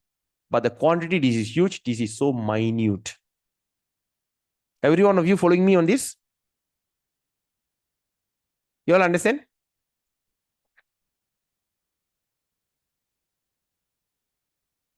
Yes. Okay. All right. Very good. So this is what it meant by this verse. All right. So when you look at this verse, it says material nature and the living entity should be understood to be beginningless, because Krishna has no beginning. Okay. Their transformation, that means the changes that happens in them, the transformation is as a mode of transformation, the mode of matter are product of material nature. So the transformation means that once I was a baby, then I was a toddler, then I was a boy, then I was a youth, now I'm at the middle age. Right? So that means, in other words, that things are changing because of the matter of material nature. And that is called kala, time. Okay? Every one of you can get this? This is the first time I'm explaining in like this. I hope that this message is not too heavy for all of you. Is it okay? Your silent make me wonder whether I think I'm giving too much of information, I think. Prabhu, Is it okay? in then that we were the material nature, Prakriti, and living entity, we were present even before creation. Yes, because no, the living entity is present before creation, and but the material nature is changing. But that also Yes, before creation, yes. before it was present before creation. Yeah. So does it mean that by you, Prabhu? Huh? Are you meaning that? No, eternal means because this is part of Krishna, all right, is part of Krishna, that means the ingredient is always there. Yeah. So since Krishna is eternal, he created that extension. That means the shadow, the material nature is created, the inferior nature is created, then he destroy and he create back. That means there's no beginning for that. In our human calculation, it was created and destroyed. Yeah. But the nature is always there, beginningless. There's no beginning to that. Yeah. At the same time, we as a jiva, also part of Ishvara, we are also beginningless. Yeah. Okay. Now, so now you see Lord Krishna is the one external energy, Krishna, material nature. The living entity is the marginal energy of Krishna, and super soul is a personal expansion of Krishna, personally expanded as Krishna. Okay. 1321. Karya karana kartritve hetu prakriti uchyate purusha sukha dukkhanam bhoktritve hetur uchyate. Nature is said to be the cause of all material cause and effect. Who? The nature. The nature is the cause of all material causes and effects, whereas the living entity is the cause of various suffering and enjoyment in this world. All right. So the nature is the cause of all material cause and effect. So that means sometimes there's a sunshine, there's a drought, there's a heavy rainpour, all these kind of things, that climate, everything is in charge of this. The nature cause and effect is by nature. You got it? But the living entity, like you and I, or not you and I, but me and all other living entities, is the cause of various suffering and enjoyment in this world. So we are the cause of all various suffering. We are manipulating the nature, and we are trying to create all kind of things by the combination of the natural ingredient. And we are thinking we can be happy. It was so troublesome to get a horse to tie a cart and just go on the horse, kadaga, kadaga, kadaga, like that. So they said, a horse is so troublesome. To get a good horse is very expensive. Why not I try to fix an engine to that? And they created a car. And the suffering of that car is, of course, it's a lot of accident, lot of things, lot of crazy things happening. Right? Formerly, it was a normal road. Everybody was happy. But they created a highway to make it faster. So even looks like so many people are dying on the road, highway. Highway accident death is number one cause of death in all over the world. So that means all the things that men create, there's a suffering and also enjoyment. Okay? 22. So transmigration of living entity. How? Purusha prakritistohi bhungte prakriti jangunan karanam guna sangoshya sat asat yoni janmasu. Right? It says the living entity in this material nature thus follow the way of life. Okay, they follow the ways of life, enjoying the three modes of nature. They are enjoying. This is due to the association with that material nature. Right? Say like for instance, when a person who have nothing, he lives according to the nature, and suddenly there's a downfall, suddenly he strikes some KTM, Kuda, Toto, Magnum, or whatever, he just strike, he start to get the money, he start to enjoy. So that means once he become rich, his association is totally different. So now he associate with these people. All due to the association a person is, okay? So they enjoy the three modes of nature. Right or not? All that enjoying stuff. See, the rich will be in the golf club. Right? The middle class will be in a restaurant. And the one who are poor will be in somewhere else, toddy shop. Right? So the things all depends on where. So that means enjoying the modes of nature due to the association in that nature. All right? And through that, he meets with good and evil among various species. So the living entity in material nature thus follow the way of life, enjoying the three modes of nature. This is due to this association of that material nature. Thus, he meets the good and evil among various species. So that means he's not only human, even though we might be in any species of life, there is always a good and evil in all varieties of species, and we meet, and then they meet them and they suffer accordingly in that 8.4 million species of life. All right. So now the next body is actually is decided upon the desire. So now what is our desire? That shall be our next body. Or in other words, in this motivational term, we call it as the burning desire. All right. We call it as the burning desire. Oh, my desire to be this, my desire to be that. Right. I think 3 weeks ago, 3 weeks ago, I think, before we start this class, I went and serviced my car. Okay. While servicing, there was a TV. While waiting, I was watching this. I think there's some kind of National Geographic or what. This one guy, he dedicated his life to study panther. You know, there's a kind of animal like tiger, like a panther. So he went to this somewhere, this Alaska area or some kind of very cold area. No, South America. In South America, there's a place where the place is called the Kingdom of Panther or something like that. When he saw the panther, he started to name that panther. This name is this, Jane. This name is Anne. This panther is John. He named the panther. And after that, the panther was going around. He said, look at Jane, he's going after the John, and John is fighting with Anne. All these kind of things he created. And suddenly he saw something, and he started to see, this is my purpose of life. And he was telling, we should tear the book that describes panther. There's a book, you know, that some biologists have written a book. All that book is rubbish. Now, this is what panther, they got love, they got affection. Look at the way they look at. So that means he dedicated his life fully in study of panther. Right? So that's the thing. So what are we deciding? What shall be our next life is decided through our activity. Example, a person who loves to swim, always like to be in the sea. Always like, some Westerners, they always love to be in the sea. They like to stay in the sea. Right? They'll be a fishing expert. And those people, I love to sleep. I love to see. Just invest so much of money in latest sleeping gadget. He'll become a polar bear. Right? So the living entity is forced to behave according to the body given by the material nature. So in a human body, then suddenly go into the dog body. It acts according to the dog. Or the fellow take the body of the pig, he'll be enjoying the stool. So that means it's forced to behave accordingly. It's forced by the body given by the material nature. This is the story of Indra. Indra was hiding because there was a demon was like after him. He went into hiding. He don't know where to hide. So he thought, if I go and hide in the body of a pig, I think that all the devas or whoever, they will never come and look for me in the body of a pig. So after he took the form of a pig, he started to enjoy the life as a pig. He was eating stool, having baby, giving birth like a pig. They say big in one shot, they give birth so many children, piglets. So after some time, when all the problems settled, all the devas looking for him, and suddenly they found that Indra, the king of heaven, is actually in the body of a pig, and came and asked him, told him, hey, Indra, come back.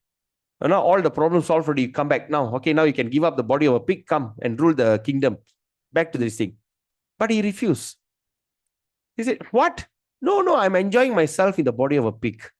See, I got so many piglets. I enjoy eating stool. I'm having good time, having sex uncontrolled, having just, so like that. Then after that, they somehow or other forced him. They make him realize, and he went back. Even Indra, when he came into the form of a pig, he was forced to act, and he started to love and enjoy that nature. All right? 13:23. Upadrastanumantacha Bharta Bhokta Maheshwara Paramatmeti Chapyukta Dehismin Purusha Para. Yet in this body, there's another, a transcendental enjoyer, who is the Lord, the supreme proprietor, who exists as the overseer and permitter, and who is known as the super soul. So that means, in other words, yet in this body, there's another transcendental enjoyer. So that means it's just like the two birds here. Right? This, you see, one parrot is enjoying the fruit, another parrot is watching over it. So that means we as the super soul enjoying the fruit of the labor, and the super soul is just watching it. All right? And in the mind of the super soul is just waiting. When are you going to turn back to look at him? Hey, who are you? Just turn back. All right? Once he turned back, he started to capture. So he is the witnessing. Or in Tamil, we call Manasachi. Manasakshi. All right. So there's a thing. All right. So now there's a prayer of the fetus in the womb of Jantu. So, it's like, it is like when we start to take our birth after birth and everything, it is actually, the super soul is following us. And sometimes the soul regrets. So I'm going to play a video and I need to off the recording because I cannot record the video. Okay. Just give me a second. Hare Krishna. So I hope you all have watched that video. Just imagine, this was written, the Bhagavatam was written, compiled 5,000 years before, and they could clearly explain the process of how everything happens. Okay. So now we continue.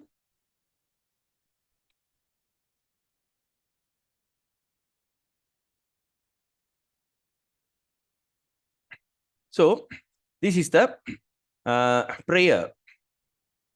Where is it? Okay. So this is the prayers of the fetus in the womb. We call Jantu prayer. The fetus prays. So in Srimad Bhagavatam, Canto 3, chapter 31, text 31, it says, Srimad Bhagavatam, which canto? Okay. Beaten again and again all over the body by the hungry worms in the abdomen itself, the child suffers terrible agony. Because of this tenderness, he is thus become unconscious moment after moment because of this terrible condition. The child thus remain just like a bird in a cage without freedom of movement. At that time, if the child is fortunate, he can remember all the troubles of his past 100 birth, and he grieves wretchedly. What is the possibility of peace of mind in that condition? The human soul says, I take shelter of the lotus feet of the Supreme Personality of Godhead, who appears in various eternal forms and walks on the surface of the world. I take shelter of him only because he can give me relief from all fear, and from him I have received this condition of life, which is just befitting my impious activity. Now the question is, if we have get into a human womb, what happened? Accidentally, we fall into animal womb. All right. That is going to be very scary. All right. So now let's look at all the questions. Question 1, Prakriti. Prakriti means material nature. Number 2, Purusha. Purusha means the enjoyer of material nature. Kshetra means body. Kshetranya, the soul and the super soul. Jnanam, understanding Kshetra and Kshetranya. That means understanding the body and the soul is called knowledge. And Nyayam means object of the knowledge. That means the object of the knowledge is the soul and the super soul. All right, 1326. Anye tvevam ajananta shrutvan upasate tepe chati tarantyeva mrityung shruti parayana. So it says, again, those who, although not conversant in spiritual knowledge, begin to worship the Supreme Person upon hearing about him from others. Because of their tendency to hear from authorities, they also transcend the path of birth and death. So again, Krishna says here, although a person is not conversant in spiritual knowledge, but he began to worship the Supreme upon hearing about him from others. So when you start, sometimes you say, I'm not very spiritual, I don't see, but when you hear about him and you worship him, because of their tendency to hear from authorities. All right. By doing that, they also transcend the path of birth and death. Because born again and dying again, it is not something very interesting. All right. So now there's another story of a cobbler and the Brahmana. Right. The cobbler, okay. So that means, okay, now, I have to explain this also. So that means listening from the authority is very, very important. All right. We have to listen from the authority means, that means the person who are in this path of bhakti, like the spiritual master and all the previous acharyas. Right. We do not listen through hearsay. Even say, like, for instance, you want to do your degree, say, like, if you're going to do a medical degree, you have to come from that authorized university. You cannot simply, all the universities are giving. So I find one university in Bangladesh, which is providing very cheap medical costs, like what happened in many people studied in Russia before. They come back, the government doesn't want to recognize them because the university is not authorized. So that means even we, in whatever job or practice that we do, we have to have some kind of authority, and whatever they say is considered authorized. All right. So now the example of the story of the Brahmana, cobbler and the Brahmana. Once Narada Muni was walking past, and he saw a Brahmana. A Brahmana was bathing, was taking his bath in a river. And he saw Brahmana, and he saw that Narada, and he asked, dear Narada, can you ask Vishnu, will this be my last birth? Can I go back home, back to Godhead after I leave this body? And Narada says, okay, I will ask Vishnu, Narayana. So then after he's passing by, and he saw a cobbler. The cobbler is the one who sewed the shoes under a tree. The cobbler saw Narada, and cobbler said, my dear Narada Muni, can you, if you see Vishnu, Narayana, can you ask him whether I can go back home, back to Godhead in this very birth itself? Will I get liberated? And Narada says, well, okay, since you said so, I'll ask him. Then when Narada went to Narayana, Lord Narayana, and he told Lord Narayana, my dear Lord, on the way I met two persons. One is a Brahmana and another one is a cobbler. And both of them asked this question, will they go back home, back to Godhead in this very birth itself? And Lord Vishnu, Narayana just thought about it, and he says, well, tell the Brahmana, he only can return to me after 100 births, and tell the cobbler that he will see me at the end of this present life. After he give up this body, he will come to Vaikuntha immediately. Then, and Narada said, well, what? You saying the Brahmana will going to take 100 births? He's your devotee. But you're telling the cobbler, which is considered a low-born, who sews shoe, and he going to come back to you in this very birth? And Vishnu says, yes. Narayana says, yes. How is that possible? Never mind. Go and tell them. All right. Go and tell both of them. You just go back to them. When they ask, did you meet Narayana? Just say, when they ask what Narayana was doing, just tell them that the Lord Narayana trying to put an elephant through a needle hole. He's trying to put an elephant through a needle hole. Tell them that. Then Narada says, well, okay. So you went back. The Brahmin asked, so did you see them? What Narayana was doing in Vaikuntha? What was he doing when he met him? He said, he's trying to put an elephant through a needle hole. And the Brahmana got annoyed. He said, what? Narada Muni, are you joking with me? You are telling that Lord Narayana is trying to put an elephant through a needle hole? Are you joking? I mean, I don't understand.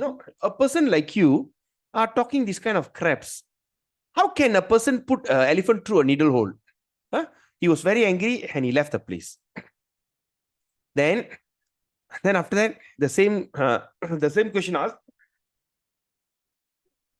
Same question asked by cobbler.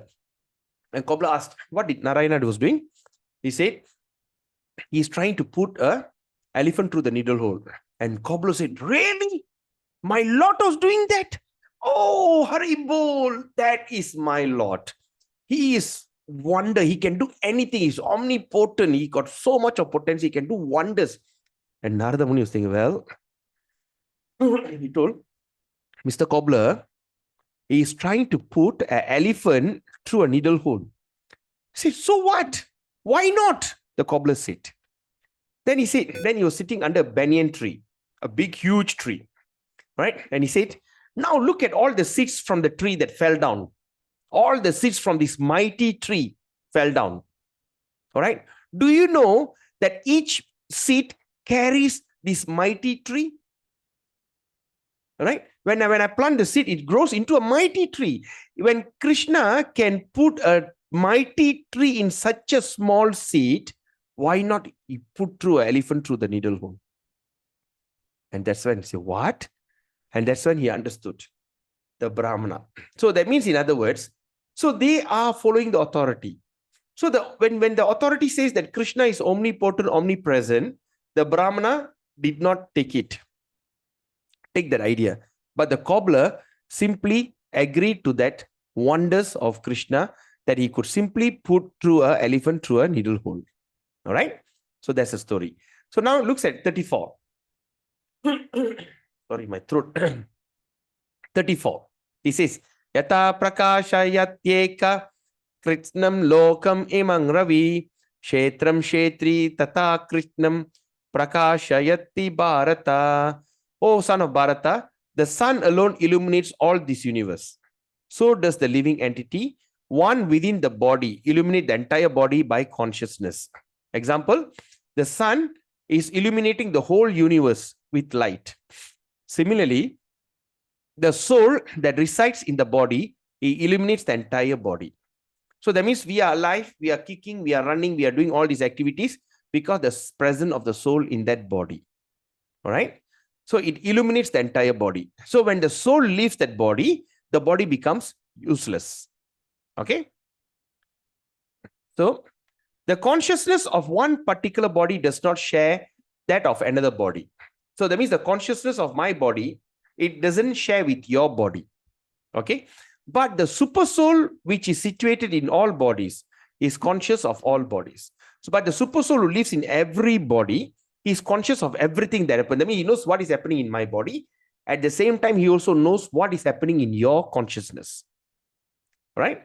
You're following me on this? 1335. Kshetra kshetrajnayor evam antaram jnana chakshusha bhuta prakriti moksham cha ye vidur yanti te param. Those who see with eyes of knowledge the difference between the body and the knower of the body, and can also understand the process of liberation from the bondage of material nature, attain to that supreme goal.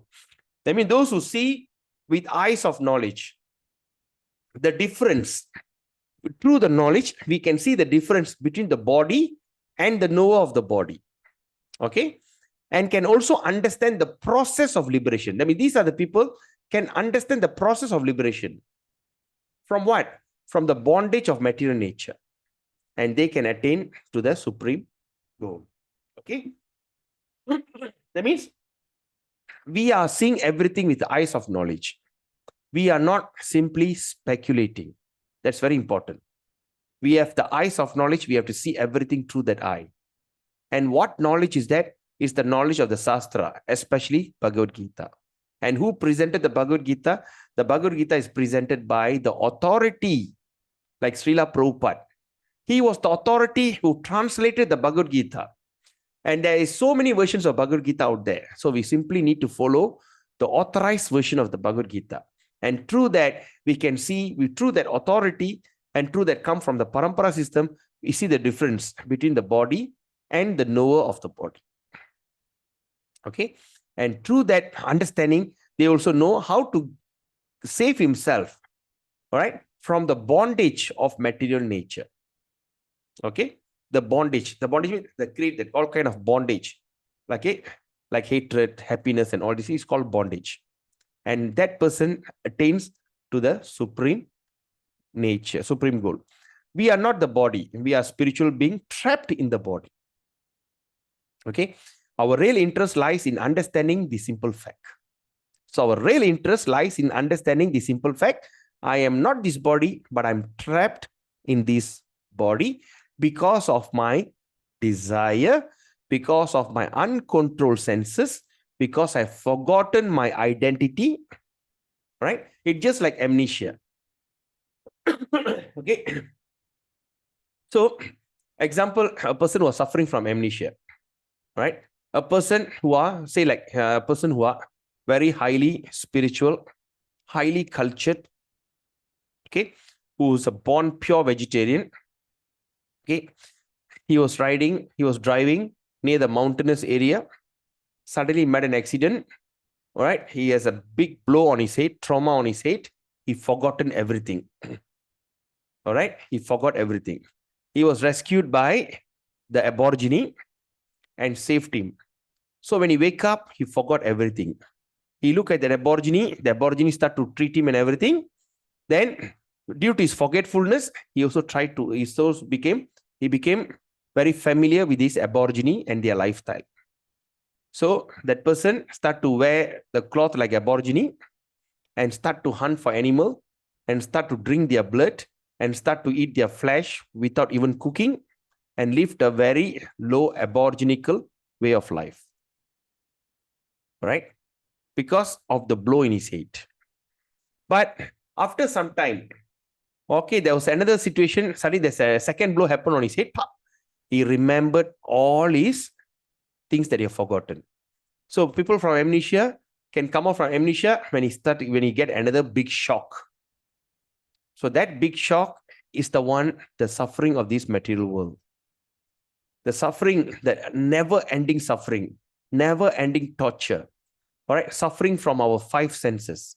All right, when you look at Ayurveda, okay, the Ayurvedic doctor will start to see Pitta, Vayu, and another one is what? Pitta, Vayu, and there's three things they check. Pitta, Vayu. So anything, okay. So there's the imbalance.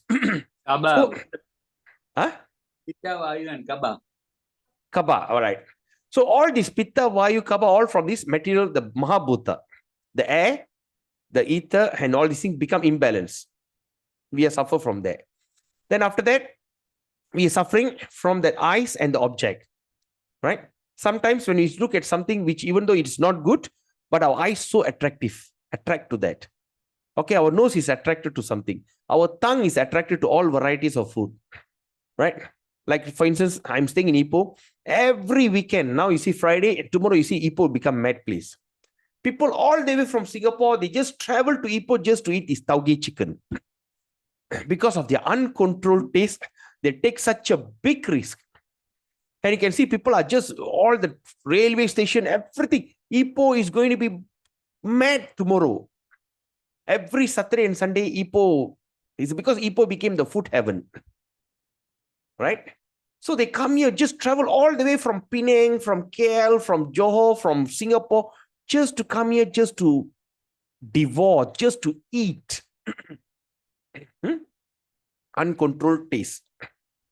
Right?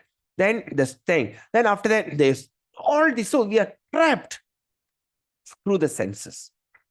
Right? Then we are trapped through, we also have working senses. We have uncontrolled urges.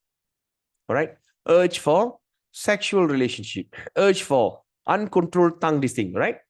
So sometimes when we are not satisfied with our spouse, we try to go look for something else.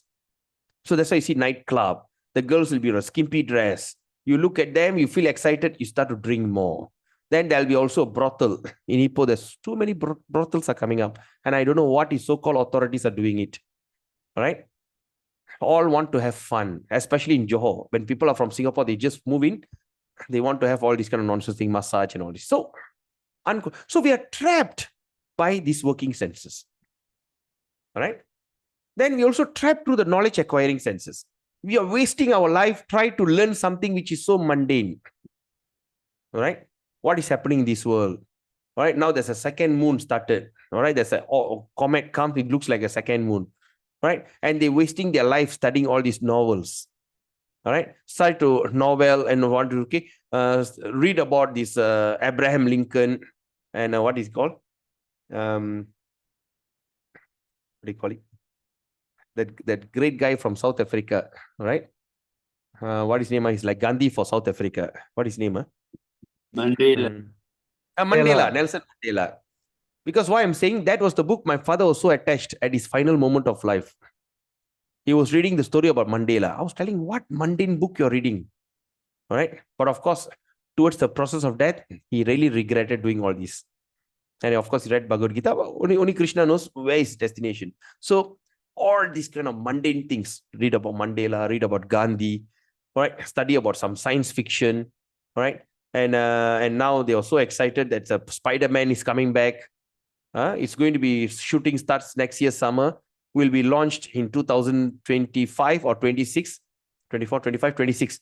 either 2026 or 2027, and all the crazy fan of Spider-Man are looking forward. Okay, because sometimes I like to on the radio when I'm traveling, you know, the Mix FM. They'll be talking about Spider-Man is coming back, and they're so excited about it. All this, we are trapped. All right, we are trapped in all these kind of things, forgetting our real self. So that's the thing, that we are in amnesia. Suddenly a blow comes. Suddenly a suffering comes in. Why me? I worked so hard all my life, and today I got the money and I couldn't eat. It's very common word. I think you all have listening, because I'm also doing counseling. They used to say, you know, I born as a rubber tapper, so poor. But today I have everything. I have all the money in the world, but I cannot eat. Right? Now I got all the money in the world and I want to drive, like one of my uncles said. All right, they bought a brand new, what car is that? Toyota Alphard, $500,000, the latest. Look like a chariot. All right. So, and when my cousin driving, my uncle was driving, see, I have all the money in the world. Now I can't even enjoy this car because he had a partial stroke. So then after this, but why me? I did my honest earning. I never cheat anybody. I work hard for my goal.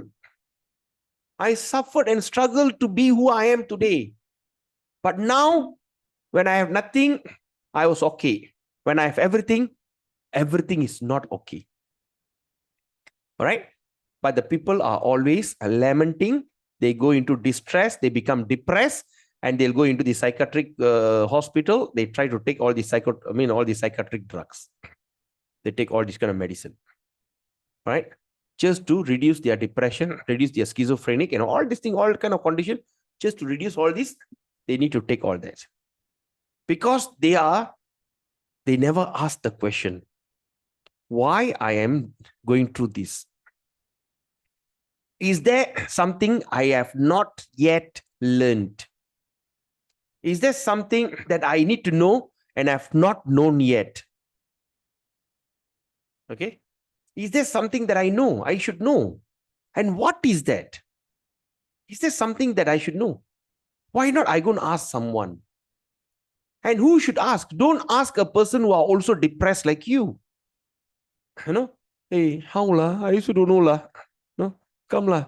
Just go and have whack some beer, you know, just let's not think about it. That's the idea. But suddenly you see people who are like so happy. How come in this midst of crisis, there's a jokers on the street, simply take the kartal, the kartal and the drum, they are chanting Hare Krishna, dancing on the road. These people are not affected. Are they not worried about economic recession? Are they not worried about the valuation, devaluation of currency, the valuation of currency? Our ringgit has gone so low and the things are so high, price has gone up. And now the price has, our ringgit has gone so powerful, and yet the price still maintained the same. It's so hard when AI and everything coming and all people are losing their job. And who's these people are all wearing saffron, all happily dancing? Actually, what are they up to?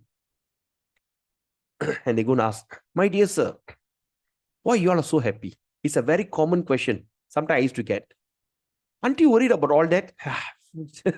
Why you look so happy? Why? All right. Are you willing to listen? Yes. Let me tell you. So that's when they go into that self-awareness realization. Like some people do not ask that question, or some people not triggered to that intelligence. So when you distribute a Bhagavad Gita, they said, I have read all mundane books, the story about Gandhi, the story about Mandela, the story about Hitler. I read all the things and it's not giving me happiness at all. Right? Now, let me look at these things. What is this book, Bhagavad Gita? It's a holy book. Anyway, why not I just try to look into it? Right? First, they will open, they like to see all the photos first. Hey, what is this photo? Who this old man sitting there? And who is all the photos here? Hey, what are they? Let me go through it. And that's when they come to that. So that's why I'm saying, we have a lot of responsibility. All right. Not so big responsibility. Just distribute Bhagavad Gita is the biggest responsibility. All right. So by knowing that, okay, but when they start to get that means when the amnesia happen, when there's a second blow, big blow happen, palm, you wake up, say, my God, what am I doing here? Why am I dressed like this? And they say, ooh, now they give you meat, drink, blood. Ooh, what throw away. You come to the, hey, I'm not belong to be here. I say, then they'll be wondering what happened to you. And you start to take bath and you start to see, where are you? And you start to look, where is my path back? And take, you see, then some or other you want to go back to the family and go back to the civilization. So that's the attempt that we are all trying to do. So now let's look, that's the end of this verse. So now let's look at this Krishna Namastakam. So where we should start? What is that process of us coming out from this amnesia? All right. This amnesia we are suffering from millions and millions of births. All right. So now how? Jayavachyam vachakam ityudeti bhavatto nama swarupadhyayam. Dvayam purvasmat param eva antakarunam tatrapi janimahe yastasmin vihita parada nivaha prani samantad bhave asyenedam upasya sopi hi sadanandam buddhau majjati. O holy name, you are manifested in two forms. One, the supreme person described by the holy name, the supreme person like Krishna and Rama, and the sound vibration of the holy name. Now, please look at this very carefully. We know that the second form is even more merciful. What is the second form? What is the second form? The sound vibration. That means Krishna has two forms in the holy name. One is personal form. Second is the vibration form. So we know that the second form is even more merciful than the first. So in Namastakam it says, the vibration of that holy name is more merciful than the personal form of the holy name, that is Krishna and Rama. Because although a person may commit many offenses to your first form, that means we may offend Krishna in the form of Krishna and Rama, he will still plunge into the ocean of bliss. Okay, he still will plunge into the ocean of bliss by serving your second with his voice. That means, in other words, we may offend Krishna. Hey, what is this joker? You know, who is this playboy? Oh, what is Rama? What is he suspected his wife? We may offend the holy name. We can offend the form of Krishna. We can offend the form of Rama. We can offend all the forms. Right? What is this statue? What they are worshipping statue, idol, all this kind of nonsense. All right? But despite all that offenses, he can still plunge into the blissful ocean by simply chanting Hare Krishna, Krishna Krishna, Hare Hare, Hare Rama, Rama Rama, Hare Hare, through your voice, the vibration. All right? Sometimes when we go, we see people, look at this joker, Hare Krishna, Hare Krishna, Hare Rama. But even that jokingly saying that word, you know, that fellow Krishna, say you just mentioning one person, that fellow Krishna is a real fraud, you know. You don't trust that fellow Krishna, you know. Even that unknowing utterance of that name will actually come under Namabhas. Namabhas means clearance. All right. It also saves you. That's why in Malaysia, we are very fortunate.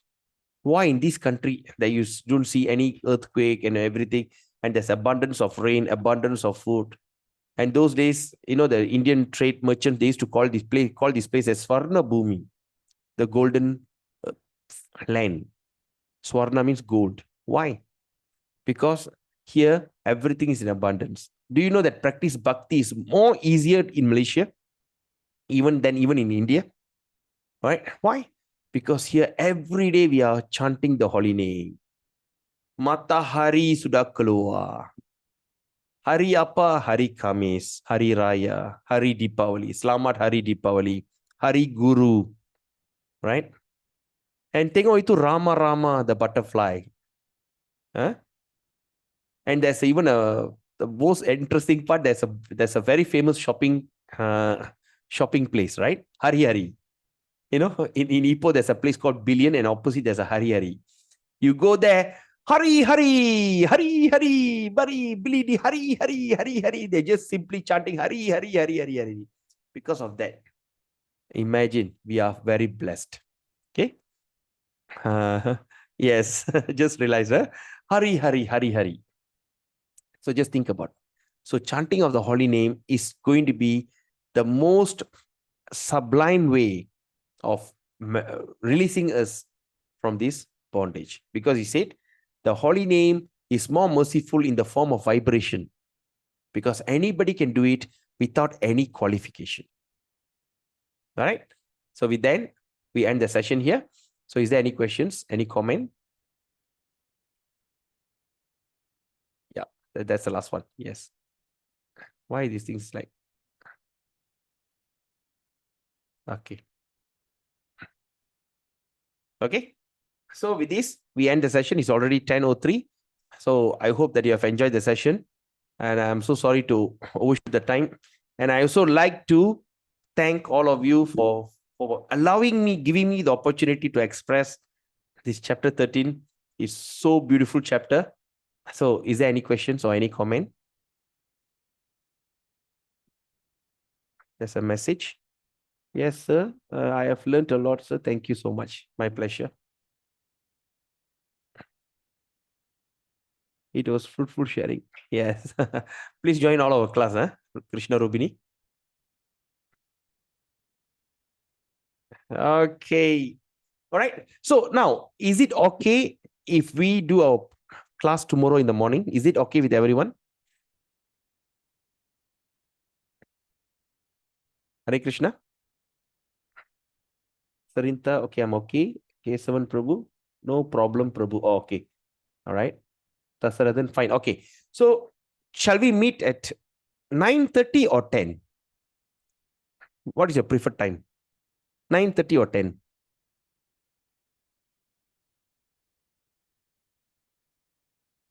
Okay. Shall we do from 10 a.m.? Okay. Kesavan says 10. All right. Okay. 10. Fine. All right. So, we will meet tomorrow at 10 a.m. and to discuss on chapter 14. So, the chapter 14 is going to be chapter 14. The three modes of material nature is going to be very interesting. Please don't miss that class, because we are only suffering and enjoying due to the three modes of material nature, which is the mode of goodness, passion, and ignorance. Because these three modes of material nature is going to be described until chapter 18. All right, this is the thing, right? So it's going to be very important. Okay. So, any questions? Anything anybody want to ask? Any takeaway? I hope that's a takeaway. So I really hope that you all can actively participate like what happened today. Active participation make me more excited. Okay. All right. So, okay. I think there's no question. Vaishnava Kripa Prabhu, thank you so much. And thank you everyone for such a wonderful session. So we end the session here. So whatever I've said, whatever I've shared is nothing of my own opinion. It's all what I've heard from my spiritual master and all the previous acharya like Srila Prabhupada, okay, and all senior devotees. Nothing. And there's no intention here. There's no personal intention. The only intention I have is that you could able to realize yourself and live a wonderful, blissful life and eventually go back home, back to Godhead in this very birth itself, if it's possible. Till then, Vancha Kalpatarubhyascha Kripa Sindhubhyevacha Paditanam Pavinibhyo Vaishnavebhayo Namo Namah. Hare Krishna. Good night. Have a beautiful day. Hare Krishna Prabhu. Good night. Oh, Hare Ranga. Krishna Prabhu. Good night. Prabhu. Hare Thank you so Krishna. much. Hare Krishna. Let's meet tomorrow. Bye. Yes. Haribo. Bye bye. Hare Krishna.